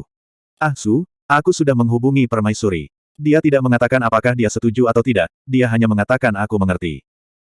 Zuan mengangguk. Itu cukup bagus. Anda tidak perlu khawatir tentang sisanya. Petik 2. Chu Chuyan segera menambahkan, ngomong-ngomong, kamu menyuruhku untuk melihat Xinrui dari istana 100 bunga itu. Saya memeriksanya, dan dia sepertinya menghilang kemarin. Petik 2. Bab 716, dibungkam. Lenyap, Zuan mengangkat alis. Sebenarnya, ini juga dalam harapannya. Seseorang yang penting tidak mungkin tertinggal untuk diselidiki. Meskipun apakah dia hilang atau dibungkam, dia condong ke arah yang terakhir. Tapi dia saat ini berada di balik jeruji besi dan memiliki 1 miliar hal untuk dikhawatirkan. Dia bahkan tidak bisa meminta orang lain menyelidiki masalah ini. Ngomong-ngomong, apakah kamu tahu apa yang terjadi dengan bayi selir istana 100 bunga? Zuan bertanya. Chu Chuyan meminta maaf, matanya berkabut. Saya terlalu terdesak waktu, dan ini adalah penyelidikan tentang masalah istana, jadi saya belum punya waktu untuk menyelidikinya. Zuan memegang tangannya dan berkata, aku terlalu tidak sabar. Anda tidak perlu repot lagi dengan masalah ini. Mari kita tunggu kabar dari pihak permaisuri dulu. Hubungan seperti apa yang kamu miliki dengan permaisuri, tepatnya? Kenapa? Mata Chu Chuyan penuh dengan kebingungan. Kenapa setelah dia tahu aku datang karenamu, ekspresinya berubah sangat aneh. Ketika dia mendengar apa yang Anda katakan kepada saya untuk memberitahunya, dia tidak hanya tidak marah, nadanya malah menjadi lebih ramah. Zuan tersenyum. Mungkin karena permaisuri berutang budi padaku. Itu sebabnya dia bersedia membantu saya menemukan cara untuk menyelamatkan diri. Anda tidak perlu terlalu khawatir. Petik 2. Chu Chuyan menghela nafas lega. Itu bagus kalau begitu. Chu Chuyan pergi setelah mereka berdua mengobrol lebih lama. Dia bisa membedakan apa yang penting sekarang. Dia tahu tinggal di sini lebih jauh tidak ada artinya, dan dia harus mengirim anak buahnya untuk menyelamatkan Zuan. Dia tidak bisa mempercayakan segalanya kepada permaisuri. Zuan sangat tersentuh. Dia mengingatkannya bahwa dia benar-benar tidak boleh melakukan sesuatu yang terlalu gegabah, atau dia mungkin ditipu oleh orang jahat. Pada saat yang sama, dia mengatakan kepadanya bahwa dia masih memiliki beberapa kartu untuk dimainkan, bahwa dia kemungkinan besar akan mampu melewati cobaan ini. Lagi pula, dia telah menonton begitu banyak pertunjukan di dunia masa lalunya. Dia tidak ingin Cuyan melakukan sesuatu yang bodoh demi menyelamatkannya. Cuyan juga orang yang sangat tajam. Dia segera menyadari apa yang dia katakan dan menjawab, wajahnya memerah, omong kosong macam apa yang kamu pikirkan. Kemudian, dia berkata dengan senyum yang indah, aku tahu kamu peduli padaku. Jangan khawatir, saya pernah mengelola kelancu sebelumnya, jadi skema jahat macam apa yang menurut Anda belum pernah saya lihat. Zuan sekarang merasa nyaman. Aku hampir lupa bahwa istriku tersayang adalah wanita yang luar biasa, haha. Masih ada beberapa sipir di dekatnya, jadi Cuyan masih malu. Dia tidak bisa menangani istilah, istri tersayang, dan dengan cepat pergi karena malu. Para sipir berlari untuk berkonsultasi lagi dengan Zuan tentang keahliannya. Dia membual sedikit kepada mereka sambil bertanya kepada mereka tentang beberapa masalah istana. Selir Bai jarang keluar. Saya tidak berpikir ada banyak orang yang tahu apa yang dia lakukan. Saya mendengar bahwa pelayannya telah pergi selama beberapa hari. Mungkin lebih dari itu. Setelah sesuatu yang begitu besar terjadi di Istana Timur, Istana 100 Bunga jelas harus tetap rendah hati. Itu normal bagi pelayan pribadinya untuk tidak menunjukkan dirinya. Jika sesuatu benar-benar terjadi pada Putri Mahkota, maka Selir Bai mungkin benar-benar menjadi kandidat yang paling cocok untuk naik ke posisi Putri Mahkota. Zuan mulai berpikir sendiri setelah mendengar obrolan mereka. Beberapa saat kemudian, dia bertanya, ngomong-ngomong, bagaimana dengan Putri Mahkota? Topik ini agak sensitif karena kami berdua terlibat dalam kasus ini. Tidak apa-apa jika kamu tidak bisa membicarakannya. Para sipir saling bertukar pandang, dan kemudian mereka berkata sambil tertawa, Tuan Su terlalu sopan. Kita semua tahu bahwa kalian berdua dianiaya. Bukan masalah besar untuk memberitahumu sama sekali. Petik 2. Tepat. Kemarin pagi, sesepuh istana memeriksa tubuh Putri Mahkota. Tidak ada jejak Putri Mahkota yang dilanggar oleh seorang pria.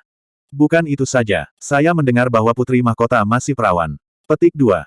Bagaimana mungkin? Putra Mahkota dan Putri sudah menikah begitu lama. Bagaimana mungkin dia masih perawan? Putra Mahkota kita itu. Mereka mungkin tidak akan berbicara banyak jika hanya karena fakta bahwa Zuan telah melindungi mereka setelah pembunuh Sekte Iblis melarikan diri. Itu masih karena informasi telah membuktikan bahwa Putri Mahkota tidak bersalah sehingga mereka berani membahas hal-hal ini. Zuan terbatuk dan berkata, semuanya, tolong perhatikan apa yang kamu katakan. Saya pikir itu hanya gosip yang ingin memfitnah Putra Mahkota. Anda tidak bisa membiarkan diri Anda jatuh ke dalam perangkap mereka. Para sipir sepertinya tiba-tiba menyadari sesuatu. Jadi itu dia, Tuan Su, Anda telah menyelamatkan kami lagi. Mereka semua merasakan ketakutan yang berkepanjangan dan mengucapkan terima kasih. Zuan mulai berpikir sendiri lagi setelah menyuarakan jawabannya. Dia tidak menyangka bahwa Putri Mahkota benar-benar mengatakan yang sebenarnya. Sudah bertahun-tahun sejak dia menikah, namun dia masih perawan. Namun, dia mungkin memiliki lebih banyak masalah untuk ditangani nanti karena informasinya telah bocor. Kaisar tidak akan membuat keputusan yang buruk untuk mengekspos itu, kan? Mungkinkah itu faksi Raja Qi? Tapi bukankah itu sepenuhnya membuktikan bahwa dia tidak bersalah dalam masalah ini? Semakin dia memikirkan masalah ini, semakin besar sakit kepalanya. Dia merasa hal-hal yang terjadi di latar belakang tidak sesederhana itu. Waktu berlalu begitu saja. Para sipir yang mengobrol dengan Zuan sudah bubar. Zuan duduk sendirian di sel penjara sendirian, tenggelam dalam pikirannya sendiri. Saatnya makan. Seorang sipir menurunkan nampan makanan dan kemudian berbalik untuk pergi. Zuan tidak menyangka ini akan menjadi waktu makan begitu cepat. Dia menatap mangkuk besar di depannya. Para tahanan yang dikurung di penjara kekaisaran bukanlah orang biasa, jadi makanannya sangat enak. Dia benar-benar mulai lapar setelah berguling-guling sepanjang malam. Tiba-tiba, sebuah pikiran melintas di kepalanya. Dia mengangkat kepalanya dan menatap sipir. Tunggu. Apa itu? Sipir itu berbalik, nadanya agak tidak sabar. Zuan menatapnya dan bertanya, mengapa kamu terlihat asing? Aku belum pernah bertemu denganmu sebelumnya. Sipir itu menjawab, oh, itu karena saya baru saja dipindahkan ke sini. Zuan berkata sambil tersenyum, kalau begitu, bisakah saya menyusahkan Anda untuk memanggil Jenderal Guo untuk saya? Saya memiliki beberapa informasi penting untuk dibagikan dengannya. Petik 2. Sipir itu berkata dengan tidak sabar, makan saja barang-barangmu. Kamu pikir Jenderal Guo punya waktu untuk bertemu denganmu? Dia pergi sambil mengutuk dirinya sendiri sesudahnya. Zuan menunduk untuk melihat makanannya. Dia mulai berpikir sendiri. Beberapa saat kemudian, Jenderal Pengawal Kanan Guozi masuk bersama sekelompok orang. Tuan Su, Tuan Direktur Kekaisaran dan yang lainnya ingin menginterogasi Anda lagi. Zuan tetap berada di sel tanpa bergerak. Guozi tidak menerima balasan apapun bahkan setelah memanggil beberapa kali. Ekspresinya berubah. Sesuatu yang buruk telah terjadi. Dia dengan cepat membuka sel penjara dan bergegas ke sisi Zuan. Ketika dia melihat warna ungu di wajah Zuan, dia dengan cepat berteriak, dia diracun. Cepat dan bawa seorang tabib kekaisaran. Petik 2. Para sipir dengan cepat bergegas keluar. Guozi melakukan yang terbaik untuk mengeluarkan racun dari tubuh Zuan. Zhen Sui, Jiang Boyang, dan Murongtong semua bergegas ketika mereka mendengar berita itu. Sesuatu telah terjadi. Zuan diracun. Apa yang kalian semua lakukan? Ketiga tetua berteriak dengan marah dan khawatir. Zuan, yang telah berbaring di tanah, tiba-tiba duduk. Saya baik-baik saja. Hah? Guozi bingung. Bukankah orang ini sedang sekarat beberapa saat yang lalu? Zuan menunjukkan senyum minta maaf kepada pihak lain. Terima kasih telah membantu saya, Saudara Guo. Aku benar-benar tidak berdaya sekarang. Dia sudah menjadi curiga ketika dia melihat penjaga penjara yang tidak dikenal itu. Lagi pula, setelah menyelamatkan pembunuh Sekte Iblis, dia mengenal hampir semua sipir. Mereka semua mengobrol bersama, dan hubungannya dengan mereka sangat baik. Bahkan jika ada sipir baru, mengapa mereka menggunakan orang baru untuk merawat tahanan yang begitu penting? Pasti ada yang salah dengan sipir baru ini. Reaksi pertama Zuan adalah seseorang ingin membungkamnya. Namun, dia tidak yakin siapa yang menginginkan dia mati. Yang paling mencurigakan adalah Guozi, karena ini adalah wilayah kekuasaannya. Tidak ada yang bisa mengurus masalah ini lebih baik dari dia. Tapi dia tidak berani mengungkapkan kecurigaan itu sebelumnya, jadi dia hanya bisa berpura-pura diracun. Ketika Guozi bergegas masuk, dia sudah bersiap segera untuk menghindari pihak lain menyelesaikan pekerjaan ketika dia masuk. Ketika pihak lain membantunya mengeluarkan racun, dia diam-diam menggunakan Heaven Devouring Art. Jika Guozi benar-benar ingin menyakitinya, maka Zuan akan segera menyedotnya hingga kering. Namun, Ki Guozi lembut dan bermanfaat. Dia benar-benar telah membantu Zuan mengeluarkan racun. Meski begitu, Zuan tidak berani bertindak sembarangan. Dia baru bangun setelah Jiang Boyang dan yang lainnya tiba. Dia tidak bisa mempercayai siapapun. Jiang Boyang mungkin adalah orang yang paling dia percayai, karena dia memiliki tingkat persahabatan tertentu dengan kepala sekolah yang cantik itu. Tentu saja, dia tidak akan sepenuhnya mempercayai pria itu hanya karena itu, karena ketiga menteri ini mewakili semua jenis kekuasaan. Mereka saling menjaga satu sama lain, jadi tidak ada dari mereka yang bisa melakukan apa yang mereka inginkan sendiri. Murongtong segera mengerutkan kening. Zuan, apa yang terjadi? Zuan menghela nafas. Dia menunjuk mangkuk nasi di sudut. Seseorang ingin membunuhku. Bab 717, bukti tak terbantahkan. Apa? Ekspresi semua orang berubah. Siapa itu Zuan? Dia adalah seorang penjahat yang terlibat dalam skandal dengan putri mahkota sekarang. Ada pasang mata yang tak terhitung jumlahnya saat ini, namun seseorang ingin membunuhnya. Siapa yang berani melakukan hal seperti itu? Jiang Boyang tanpa sadar melihat ke arah yang ditunjuk Zuan. Ketika dia melihat makanan yang terbalik, butiran beras berserakan di mana-mana di rumput kering, dia segera mengungkapkan ekspresi penderitaan. Zhen Sui dan Murongtong keduanya berbalik dan menatap Guozi lagi. Pada saat itu, mereka bisa merasakan kekuatan aura yang meletus darinya. Hah? Mengapa orang ini sangat marah? Apakah dia marah karena seseorang mencoba membungkam masalah ini, atau karena Zuan? Mungkinkah dia memiliki persahabatan dengan Zuan yang tidak mereka ketahui? Murongtong dengan cepat berkata, cepat dan periksa racun di dalamnya. Tidak mungkin mereka percaya bahwa itu beracun hanya karena Zuan mengatakan itu. Mereka tidak akan membiarkan diri mereka dipimpin oleh hidung seperti ini. Penjara kekaisaran mengunci tahanan yang sangat penting, jadi ada personel khusus yang memeriksa racun.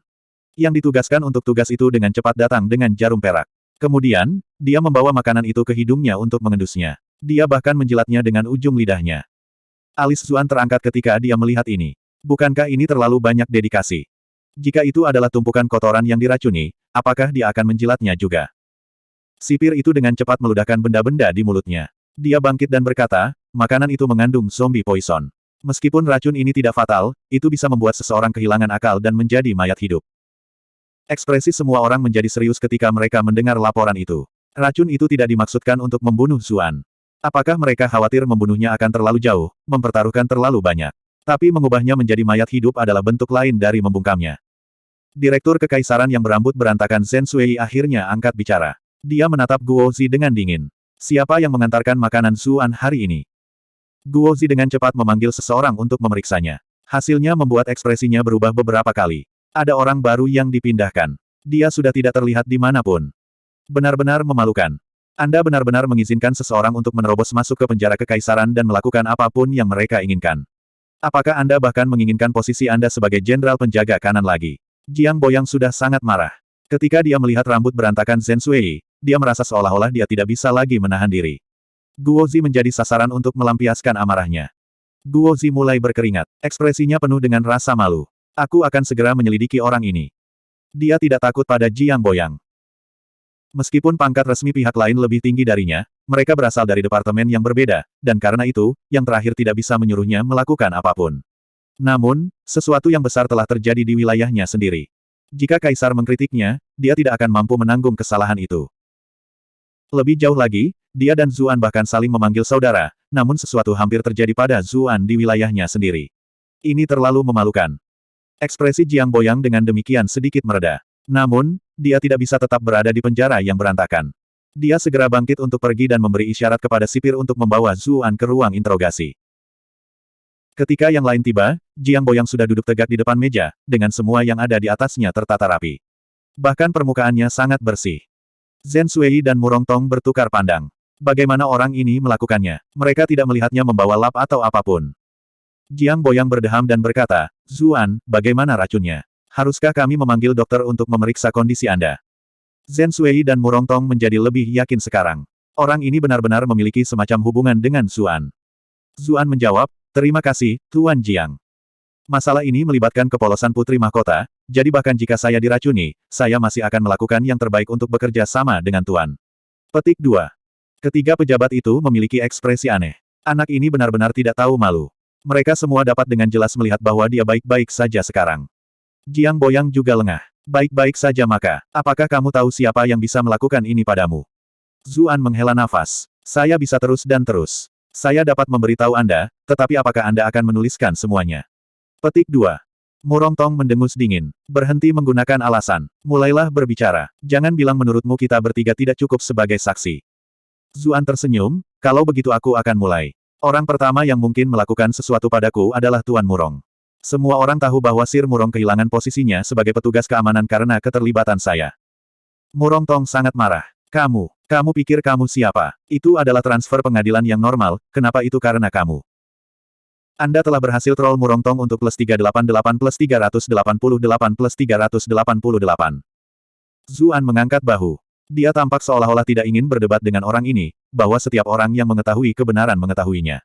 Murong Tong menjadi semakin marah saat melihat ini. Zhen Sui dengan cepat menangkapnya. Ahem, yang tua ini bisa menjamin saudara Murong, dia orang yang lurus. Bahkan jika dia sedikit tidak senang dengan masalah itu, dia tidak akan melakukan hal seperti ini.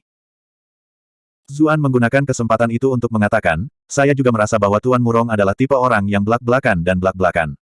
Dia tidak akan menggunakan skema berbahaya seperti ini.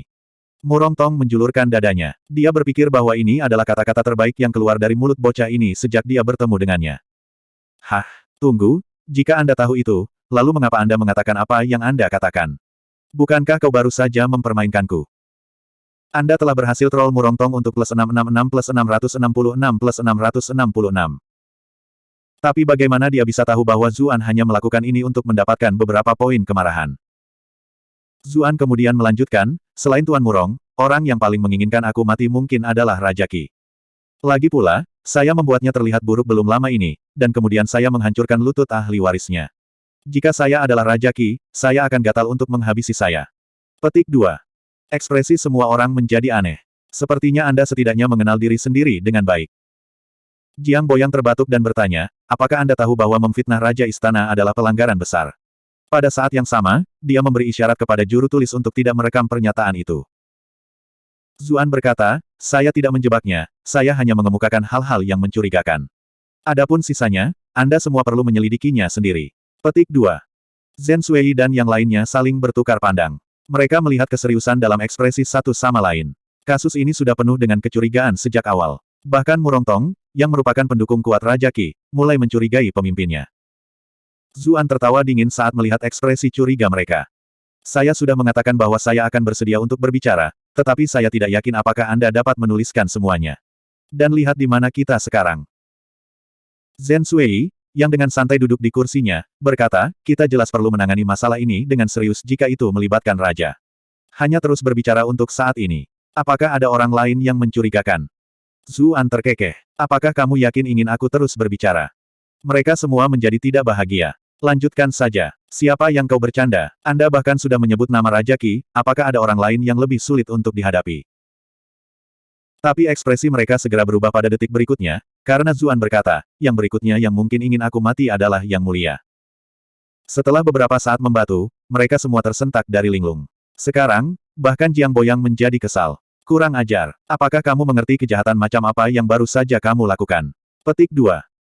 Anda telah berhasil menjebak Jiang Boyang untuk plus 22 plus 22 plus 22. Apakah anak ini bodoh? Jika kita benar-benar memulai penyelidikan, maka kata-kata ini saja sudah cukup untuk menghukumnya atas kejahatan besar. Zuan menghela nafas. Aku sudah memperingatkanmu, tapi kalian semua memaksaku untuk mengatakannya. Bahkan jika ada rasa tidak hormat, saya kira kita semua akan tidak sopan bersama-sama. Ketiga pejabat itu terdiam. Tetapi pada akhirnya, Zhen Sui yang angkat bicara. Beritahu kami mengapa menurut Anda Yang Mulia ingin membunuh Anda terlebih dahulu. Dia berpikir, mengapa anak ini sangat pantas dipukul. Aku bahkan ingin memberinya pelajaran. Zuan berkata, hal ini menyangkut kemurnian Putri Mahkota, dan jika Putra Mahkota berhasil. Ahem, dan saya mungkin tidak bersalah, saya mungkin tidak. Untuk Yang Mulia, bukankah cara paling sederhana adalah dengan menyingkirkanku? Sebagai penguasa, seseorang lebih suka membunuh 1000 orang tak berdosa secara tidak sengaja daripada membiarkan satu penjahat pergi. Bukankah itu adalah praktik umum? Ekspresi semua orang segera menjadi terkejut ketika mereka melihat Zuan. Bocah ini hanya anak jalanan, namun dia benar-benar memahami seni memerintah dengan sangat baik. Apakah dia otodidak, atau ada yang mengajarinya? Jiang Boyang berkata, analisis Anda masuk akal, tetapi ada satu hal yang salah. Yang Mulia tidak peduli apakah Anda tidak bersalah atau tidak, yang paling dia pedulikan adalah jika Putri Mahkota tidak bersalah. Dia bisa membunuhmu sesuka hati, tetapi Putri Mahkota berbeda. Dia bukan seseorang yang bisa ditukar begitu saja. Itu sebabnya sebelum kami menyelidiki semua ini, Yang Mulia tidak akan bertindak melawan Anda terlebih dahulu. Petik 2. Zuan terkejut. Dia benar-benar bertanya-tanya apakah orang yang ingin membungkamnya adalah Kaisar. Namun, setelah mendengarkan penjelasan itu, barulah dia menyadari bahwa dia masih tidak bisa melihat sejauh rubah tua yang sebenarnya ini. Murong Tong menjadi kesal. Cukup, cukup, anak ini mengoceh hanya untuk mengacaukan kita. Tidak perlu banyak bertanya padanya lagi. Saya memiliki sesuatu yang ingin saya tanyakan kepada Anda. Kami memeriksa beberapa saksi mata lainnya. Mereka tidak hanya memberikan pengakuan lisan, mereka juga memiliki bukti. Bukti apa? Zuan tercengang. Dia mulai berpikir sendiri. Dia tidak berpikir ada sesuatu yang bisa memberikan identitasnya. Murong Tong berkata dengan tawa dingin, ada orang-orang di istana yang menemukan pakaianmu dan pakaian Putri Mahkota. Di TKP, bagaimana Anda akan menjelaskan ini? Petik 2. Mata semua orang menancapkan belati ke Zuan ketika kata-kata ini diucapkan. Bab 718, saya punya teman. Ekspresi Zuan berubah saat dia menyadari bahwa dia benar-benar melupakan detail itu. Mereka belum menemukan pakaian mereka dimanapun saat itu. Orang-orang yang bersekongkol melawan mereka pasti menyembunyikannya, dan kemudian menempatkan mereka di TKP sesudahnya. Apa? Kamu tidak punya hal lain untuk dikatakan? Murong Tong mencibir saat melihat perubahan ekspresi Zuan. Zuan menghela nafas dan bertanya, bukankah ini cukup mudah? Tidak bisakah seseorang mencuri pakaianku dan melemparkannya ke TKP? Tempat tinggalku di ibu kota bukanlah rahasia, dan sebenarnya tidak ada pertahanan apapun. Setiap ahli bisa masuk dan mencuri satu set pakaian. Apa yang begitu sulit tentang itu? Petik 2.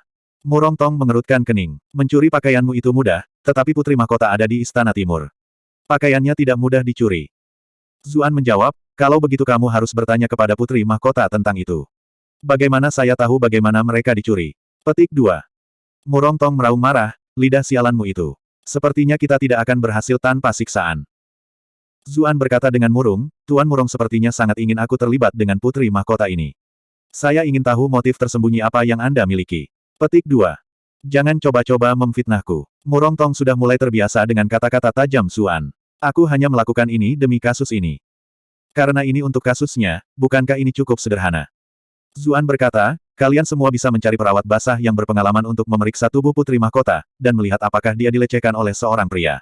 Tidakkah kamu akan menemukan apa yang kamu cari saat itu?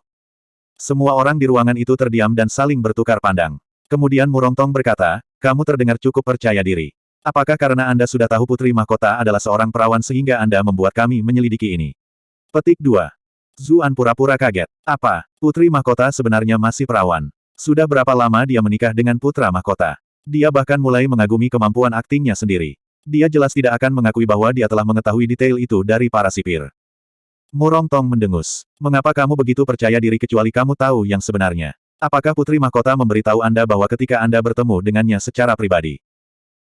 Zhen Sui mengerutkan kening dengan sedih dan memperingatkan, Kakak Murong, tolong perhatikan kata-katamu. Baru sekarang Zuan menjawab, saya tidak tahu apa-apa tentang keadaan putri mahkota. Namun, apakah dia telah dilanggar atau tidak bukanlah sesuatu yang hanya akan dibuktikan oleh keperawanan. Anda dapat memeriksa apakah dia cocok. Petik 2. Cocok. Mata para interogator menjadi kosong.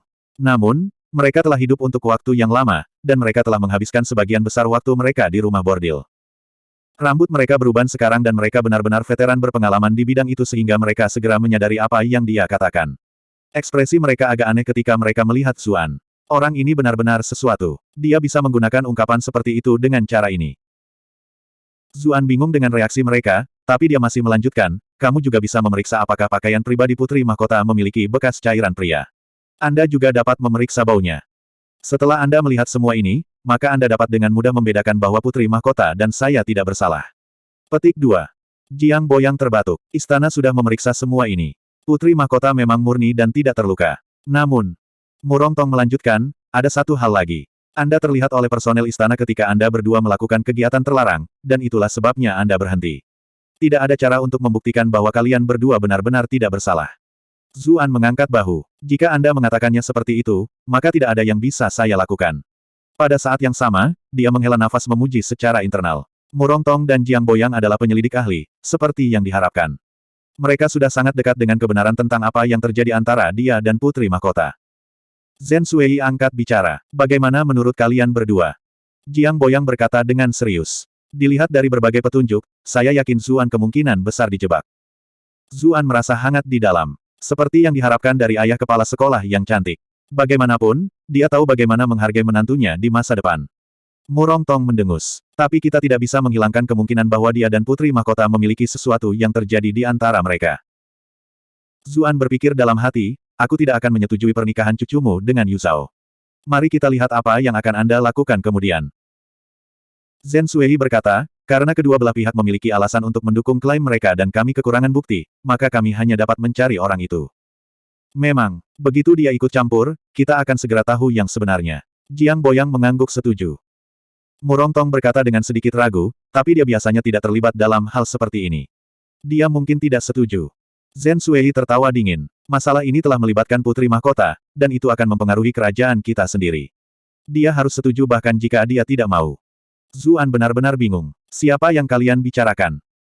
Pembebasan Akademi Kerajaan, Chen Si, kata Murong Tong sambil tertawa dingin.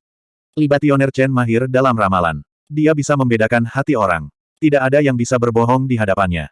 Seorang libationer setara dengan seorang kepala sekolah, tetapi otoritas mereka jauh lebih besar. Zuan terkejut dan berpikir, ada seseorang OP ini di dunia ini. Bukankah ini berarti Chen Si pada dasarnya adalah pendeteksi kebohongan yang 100% akurat? Itu sangat menyebalkan. Murong Tong menyeringai. Jantungmu berdetak cukup cepat. Kamu gugup. Zuan menggigil. Orang-orang ini semua adalah ahli yang kuat, jadi mereka dapat memahami hal-hal ini. Namun, dia bereaksi dengan cepat dan berkata sambil tersenyum, ini bukan ketakutan, melainkan kegembiraan. Saya akhirnya bisa mengungkapkan kepolosan saya. Bisakah Anda membawa Sir Libationer ke sini lebih cepat sehingga saya bisa keluar dari sini lebih awal? Murong Tong mulai kehilangan kepercayaan diri saat melihat kegembiraan dalam ekspresi Zuan. Mungkinkah orang ini benar-benar memiliki hati nurani yang bersih? Partai mereka dengan cepat pergi untuk melaporkan masalah ini kepada Kaisar. Pada saat yang sama, mereka harus mengundang Libationer Chen ke sini. Zuan dibawa kembali ke sel penjaranya. Segala sesuatu di dalam sudah dibersihkan, dan Guo Zi bahkan telah mengatur agar seorang sipir berjaga di luar karena takut orang lain akan mencoba apapun. Zuxi Cixin datang ketika dia menerima berita itu juga. Dia mengirim sekelompok utusan bordir untuk mengawasi tempat itu untuk berjaga-jaga jika ada yang tidak beres dengan para sipir. Dengan kedua belah pihak saling menjaga, bahkan seekor lalat pun tidak akan bisa masuk.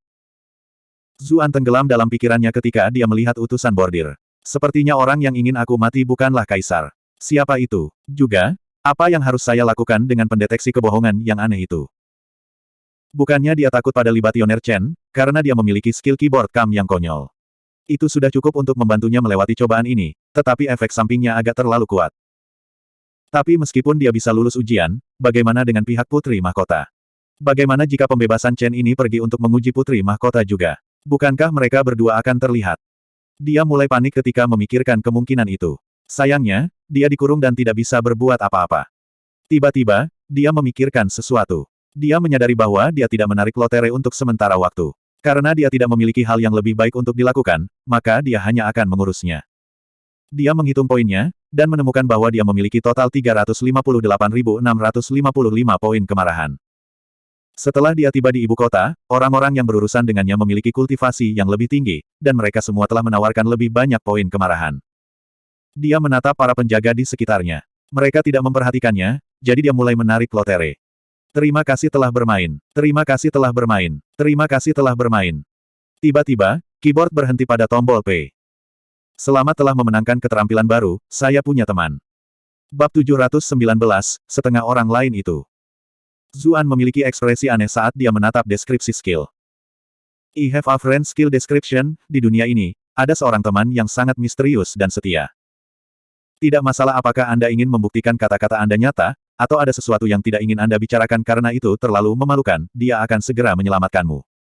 Tidak ada yang pernah benar-benar melihatnya sebelumnya, namun dia benar-benar ada dalam kehidupan semua orang. Efek keterampilan, ketika Anda mulai dengan, saya punya teman, semua orang akan tahu bahwa Anda membuat pernyataan itu. Temanmu itu sebenarnya adalah dirimu sendiri. Zuan tercengang. Apa-apaan? Bukankah keterampilan ini hanya sampah? Bahkan jika saya tidak memiliki keterampilan ini, jika saya mengatakan bahwa, saya punya teman, semua orang akan tahu bahwa saya sedang berbicara tentang diri saya sendiri, kan? Mengapa sih saya membutuhkan keterampilan ini? Benar-benar penipuan yang luar biasa. Zuan akhirnya membentak. Sebagian besar keterampilan ini adalah penipuan.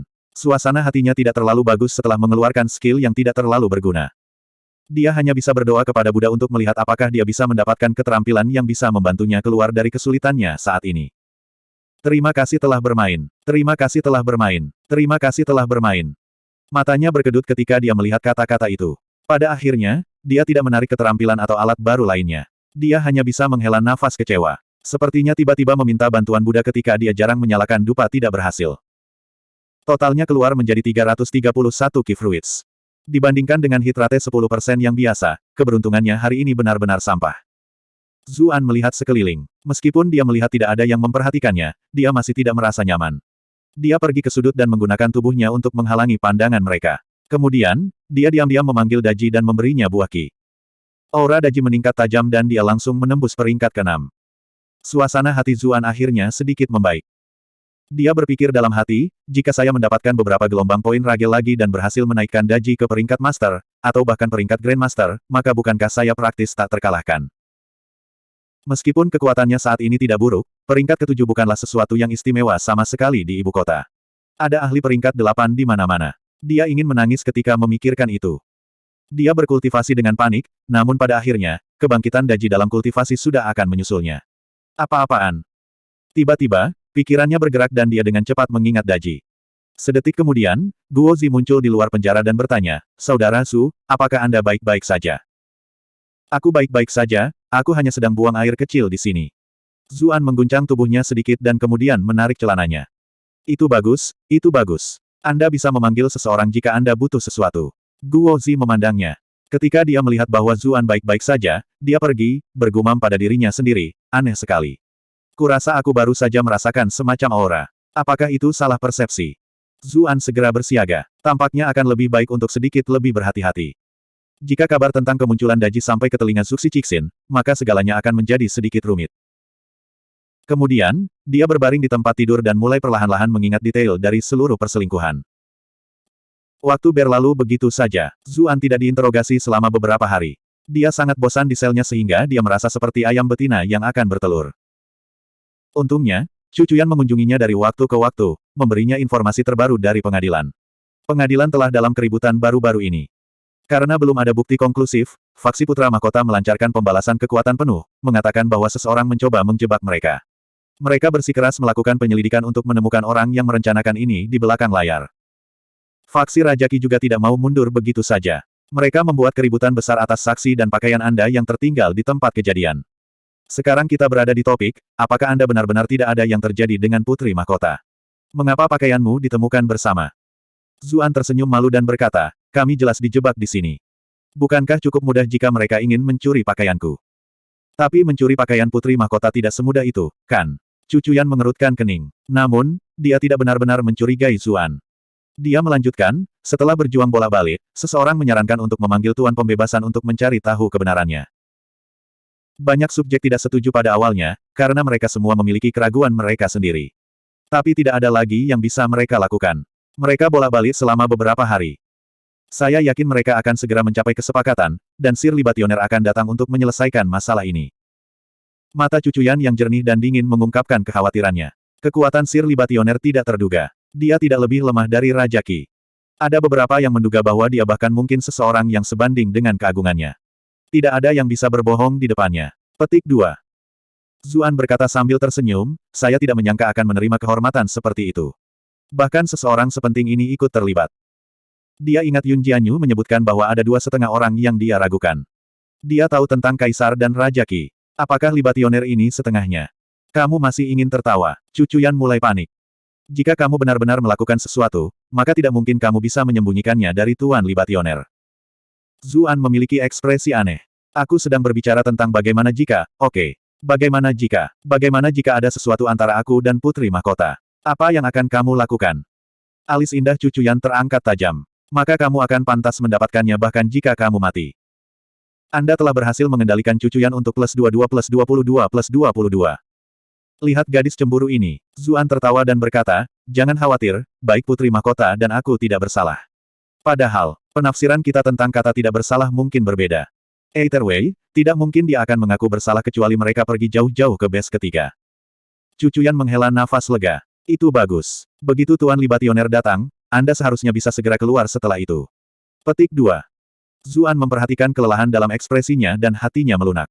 Dia meraih tangannya dan berkata, Cuyan, aku benar-benar merepotkanmu beberapa hari terakhir ini dengan membuatmu berlari kemana-mana. Cucuyan menghela nafas dan berkata, saya sebenarnya tahu bahwa semua yang telah saya lakukan beberapa hari terakhir ini tidak berguna. Apa yang terjadi kali ini sudah dalam skala yang terlalu besar. Baik Klan Chu maupun Qin tidak bisa berbuat banyak untukmu. Zuan tersenyum hangat. Kau memang banyak membantuku. Kalau tidak, bukan Libationer yang datang, dan aku akan diam-diam dibungkam. Cucuyan tersenyum. Kau selalu pandai menghiburku. Setelah Cucuyan pergi, Zhen Sui, Jiang Boyang, dan Murong Tong masuk bersama. Zuxi Cixin juga hadir. Ketika dia melihat barisan, Zuan menggigil di dalam. Tampaknya beberapa hal benar-benar tak terelakkan. Sipir membawa Zuan ke ruang interogasi. Zhen Sui dan yang lainnya tidak duduk seperti sebelumnya, melainkan menunggu dengan tenang di dekat pintu masuk. Bahkan Zuxi Cixin tidak memiliki ekspresi arogan seperti biasanya. Segera setelah itu, aura tak terlihat mendorong pintu masuk, dan seorang tetua berjubah hijau perlahan masuk. Langkahnya terlihat sangat lambat, tetapi dia memasuki ruang interogasi hampir seketika. Perasaan distorsi spasial itu menyakitkan untuk ditonton. Zuan menilai sosok legendaris ini, tetapi dia hanya bisa digambarkan sebagai orang biasa, sampai-sampai tidak ada yang mau repot-repot memberinya pandangan kedua jika mereka melihatnya di luar. Relatif, Jiang Boyang dan yang lainnya tampaknya memiliki lebih banyak karakter. Namun, paman-paman yang anggun itu hanya bisa berperan sebagai karakter pendukung di sebelah sesepuh ini. Matanya sangat dalam, seolah membawa beban pengalaman yang tak terhitung jumlahnya. Pada saat itu, Zuan hampir lupa seperti apa penampilannya. Satu-satunya yang tersisa adalah mata yang dalam itu. Kamu itu Zuan. Pembebasan tidak menyapa Jiang Boyang dan yang lainnya, sampai-sampai dia bahkan tidak mengangguk ke arah mereka. Mustahil untuk mengatakan apakah itu karena penghinaan, atau hanya karena dia tidak perlu melakukan hal seperti itu karena statusnya. Jiang Boyang dan yang lainnya tidak menjadi marah, seolah-olah mereka mengharapkan itu. Mereka menginstruksikan, Zuan, cepat dan beri hormat kepada Tuan Libationer. Zuan menyapa yang lebih tua. Junior ini menyapa Tuan Pembebasan. Menjadi keras kepala dan sombong di depan orang seperti ini akan sangat bodoh. Selanjutnya, pria ini bertanggung jawab atas nasibnya. Pembebasan itu tersenyum dan berkata, tidak perlu gugup. Anda hanya perlu menjawab satu pertanyaan. Tolong jawab secara alami dan jangan melawan. Pada saat itu, Zuan merasa seolah-olah dia telah bermandikan angin musim gugur. Dia memfokuskan 120% perhatiannya dan menjawab, Tuan Pembebas, tolong minta pergi. Penatua ini sangat kuat. Jika dia memaksakan dirinya untuk keyboard cam, kemungkinan besar itu akan mengakibatkan kematiannya. Satu-satunya hal yang bisa dia coba saat ini adalah keterampilan barunya. Dia sudah memikirkan bagaimana menggunakan skill yang tampaknya sampah itu. Namun, dia masih belum memiliki keyakinan 100% untuk berhasil melewati persidangan pembebas ini. Mata Libationer bersinar dengan cahaya ketika dia bertanya, apakah kamu dan Putri Mahkota tidak bersalah? Saya punya teman. Zuan baru saja akan memulai keterampilannya, tetapi dia tertegun. Pertanyaan ini, dia segera menjawab, iya. Pembebasan itu mengangguk. Ini yang sebenarnya. Baiklah, interogasi saya selesai. Setelah mengatakan itu, dia berbalik untuk pergi. Bab 720, kembali ke cahaya. Yang lain, yang berdiri di dekat pintu masuk, tercengang. Sudah berakhir, begitu saja. Murongtong adalah yang paling gugup. Dia dengan cepat melangkah keluar di depan penatua dan bertanya, Tuan Pembebas, Anda sudah menyelesaikan interogasi Anda. Iya, pembebasan tampaknya menghargai kata-kata seperti emas. Murongtong benar-benar panik sekarang. Tapi bukankah ini terlalu ceroboh? Bukankah seharusnya Anda menanyakan hal-hal secara lebih rinci? Petik 2. Pembebasan itu memberinya tatapan acuh tak acuh. Apakah kamu mencoba mengajariku cara melakukan sesuatu? Murongtong segera merasakan seluruh tubuhnya menjadi sedingin es, sampai-sampai dia merasa agak sulit bernapas. Dia menggigil dan segera meminta maaf, saya tidak akan berani. Jiang Boyang juga berbicara menggantikannya. Tuan Pembebas, tolong jangan keberatan. Sifatnya agak terlalu lugas. Petik 2. Pembebasan itu mengangguk dan berkata, saya sudah menanyakan semua yang perlu saya tanyakan. Dia tidak bersalah. Lepaskan saja dia. Dia tidak menunggu orang-orang ini mengatakan apa-apa lagi dan melangkah keluar. Sosoknya berangsur-angsur menghilang ke kejauhan. Zuan sangat terkejut. Dia belum menggunakan skill I Have a Friend barusan, karena pertanyaan yang diajukan pihak lain sangat aneh. Pembawa persembahan itu tidak bertanya apakah dia bersama Putri Mahkota hari itu, juga tidak bertanya apakah mereka telah menanggalkan pakaian mereka. Sebaliknya, dia mengajukan pertanyaan yang ambigu. Apakah Anda dan Putri Mahkota tidak bersalah? Meskipun kebanyakan orang tidak akan menganggap pertanyaan ini aneh, sebagai seseorang yang terlibat langsung, dia mengerti apa yang telah terjadi. Perasaan setiap orang terhadap kepolosan berbeda. Orang lain mungkin berpikir bahwa bersama Putri Mahkota tanpa mengenakan pakaian, atau bahkan sedikit menyentuh satu sama lain, akan membuat seseorang bersalah. Namun sebagai seorang transmigran, Zuan menganggap wajar jika laki-laki dan perempuan saling bersentuhan. Hanya jika mereka sampai ke base ketiga, dia akan benar-benar menganggap dirinya bersalah. Itulah mengapa dia tidak membutuhkan skill barunya sama sekali saat menghadapi pertanyaan ini. Selanjutnya, pihak lain tidak terus menanyakan hal lain. Jika itu hanya orang biasa yang bertanya, dia mungkin bertanya-tanya apakah pihak lain benar-benar seorang profesional, atau apakah ini hanya kelalaian sesaat.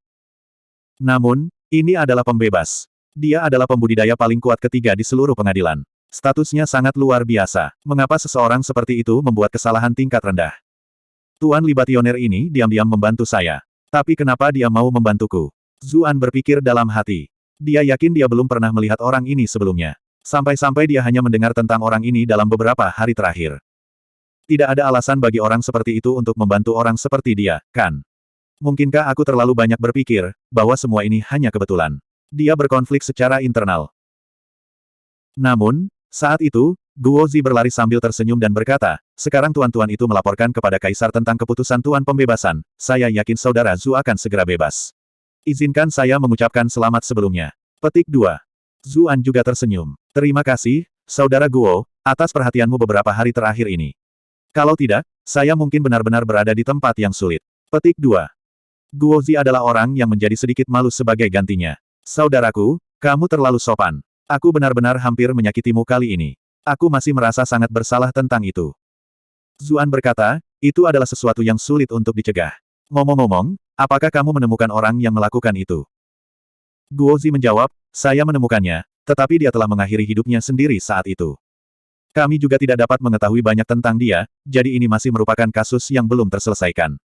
Petik 2. Jadi itulah yang terjadi. Zuan berpikir dalam hati. Beberapa saat kemudian, seseorang datang untuk memberitahu Zuan bahwa dia akan dibebaskan. Dia meninggalkan penjara yang suram dan dingin, dan sinar matahari yang tiba-tiba agak sulit baginya untuk menyesuaikan diri. Dia berpikir, saya adalah warga negara yang baik di dunia masa lalu saya.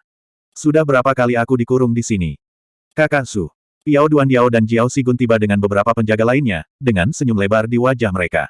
Kami datang ke sini untuk menyambut Anda kembali ketika kami mendengar berita pembebasan Anda. Zua merasa hangat di dalam. Kalian tidak punya pekerjaan hari ini. Dia bertanya. Putri Mahkota memberi kami hari libur, jawab Jiao Sigun. Zuan tercengang. Dia menyadari bahwa mengirim mereka ke sini untuk menyambutnya mungkin adalah ide Putri Mahkota. Setelah mengalami cobaan seperti itu, dia tidak bisa benar-benar datang sendiri, jadi dia melakukan ini sebagai gantinya. Gadis itu masih memiliki hati nurani. Lagi pula aku tidak menyelamatkannya untuk apa-apa. Piao Duandiao pindah dan mengedipkan mata padanya. Saudara Su, akankah kita melakukan perjalanan ke rumah bordil pemerintah? Kamu harus melampiaskan semua rasa frustrasimu pada saudara perempuan yang imut itu.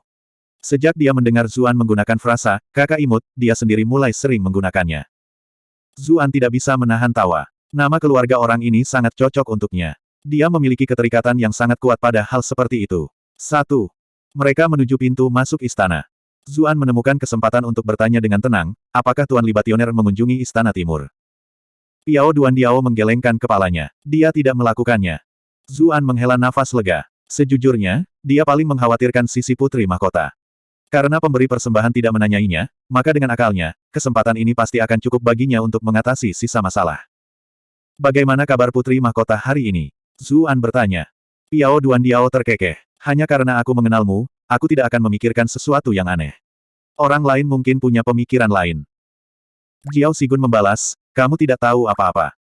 Kakak Zu hanya menanyakan ini karena kesetiaan. Itu pikiranmu yang kotor. Saya pasti tidak akan memikirkan hal-hal aneh itu. Petik 2. Piao Duandiao sudah terbiasa dengan pertengkaran Jiao Sigun dan tidak ingin berkomentar. Dia melanjutkan, jangan khawatir, putri mahkota tetap berada di dalam sepanjang waktu, jadi tidak ada masalah. Tetap saja, aku tahu suasana hatinya tidak terlalu baik. Zuan berpikir dalam hati bahwa akan lebih aneh jika suasana hati putri mahkota menjadi baik setelah hal semacam ini terjadi. Mereka semua meninggalkan gerbang istana dengan gembira. Mereka mulai mengobrol tentang gadis seperti apa yang akan mereka kejar begitu mereka tiba di rumah bordil pemerintah. Qiu Honglei dan Yun Jianyu telah pergi, jadi Zuan sedang tidak ingin pergi ke sana lagi. Tidak peduli betapa menakjubkannya ratu pelacur itu, mereka jauh lebih rendah daripada gadis-gadis di sisinya. Tetap saja, dia tidak bisa menolak antusiasme orang-orang ini. Tiba-tiba, seorang penjaga berkata, wow, ada keindahan yang luar biasa di sana. Hati-hati, siapapun yang bisa menunggu di dekat gerbang istana pasti bukan orang biasa. Aku ingin tahu yang mana istri tuan itu. Cek, orang itu benar-benar beruntung. Ketika dia mendengar komentar mereka, Zuan berbalik untuk melihat ke arah itu karena penasaran. Dia kemudian melihat wajah yang dikenalnya. Ah Su. Sosok biru es bergegas dan melompat ke pelukan Zuan di bawah tatapan terkejut semua penjaga kekaisaran. Para penjaga menelan ludah. Ternyata suami yang sangat mereka cemburui sebenarnya ada di sana bersama mereka selama ini. Cuyan, kenapa kamu di sini? Zuan bertanya, terkejut dan senang. Wajah Cucuyan agak merah. Dia sangat bersemangat sehingga dia kehilangan arah. Sekarang, dia menyadari bahwa ada banyak mata yang memandangnya. Dia dengan cepat mundur selangkah dan menarik diri dari pelukannya. Saya menerima berita bahwa Libationer secara pribadi akan menginterogasi Anda, jadi saya menunggu hasilnya di gerbang. Kemudian, tentu saja, Anda dibebaskan. Hah, siapa mereka? Zuan menjawab, mereka adalah teman-temanku, rekan-rekan dari Istana Timur. Ini istriku, semuanya. Wajah Cucuyan langsung memerah saat mendengar kata istri. Bagaimanapun, pernikahannya dengan Zuan telah dibatalkan oleh klan Chu. Sekarang dia mendengar Zuan terus memanggilnya istrinya, wajahnya yang biasanya dingin menunjukkan senyum yang menakjubkan.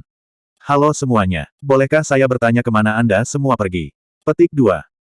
Pemandangan indah yang seperti tunas pertama musim semi ini membuat para penjaga merasa jiwa mereka lemas. Kapan mereka pernah bertemu wanita cantik seperti itu sebelumnya? Meskipun putri mahkota itu cantik, dia selalu tegas dan bermartabat. Selir lainnya juga berstatus tinggi. Tak satu pun dari mereka akan tersenyum begitu hangat ke arah mereka seperti Cucuyan. Ketika Piao Duandiao dan yang lainnya tersadar dari linglung, mereka berkata, kami menyapa wanita itu. Kami hanya mengantar kakak Zu keluar. Bagaimana mereka bisa mengatakan bahwa mereka akan membawa Zuan ke rumah bordil di depan istrinya? Cucuyan tersenyum. Aku telah menyusahkan semua orang. Saya sudah menyiapkan sedikit anggur di rumah.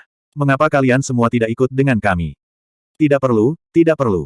Kami masih memiliki urusan yang harus diurus, Piao Duandiao dan yang lainnya dengan cepat berkata. Bagaimana mereka bisa ikut campur dalam dunia romansa dua orang ini? Yang terbaik adalah jika mereka tidak mengganggu pasangan itu. Selain itu, mereka memiliki hari libur, jadi mereka jelas harus menghabiskan waktu itu di rumah bordil pemerintah. Saat itu, Chu Yuzhao juga berlari. Dia berseru dengan senyum manis, kakak ipar. Murong Qinghe datang bersamanya dan tanpa sadar memulai, saudara. Ahem, halo, Tuan Su. Dia hampir mengatakan, kakak ipar, juga. Wajahnya memerah karena malu. Semua penjaga tercengang. Kakak Su, kakak iparmu lebih cantik dari seorang gadis. Juga, kecantikan kecil di sana itu tampaknya adalah nona muda klan Murong. Lihat betapa malunya dia. Apakah dia juga menyukai kakak? Tapi dia wanita muda yang bermartabat dari klan Murong. Apakah dia akan menjadi selir? Kakak adalah kakak besar kita. Anda adalah model untuk kita semua perjuangkan. Saat itu, sebuah kereta perlahan berhenti di dekatnya. Sepasang kaki yang sempurna muncul lebih dulu. Piao Duandiao dan yang lainnya segera mulai bernapas dengan tergesa-gesa.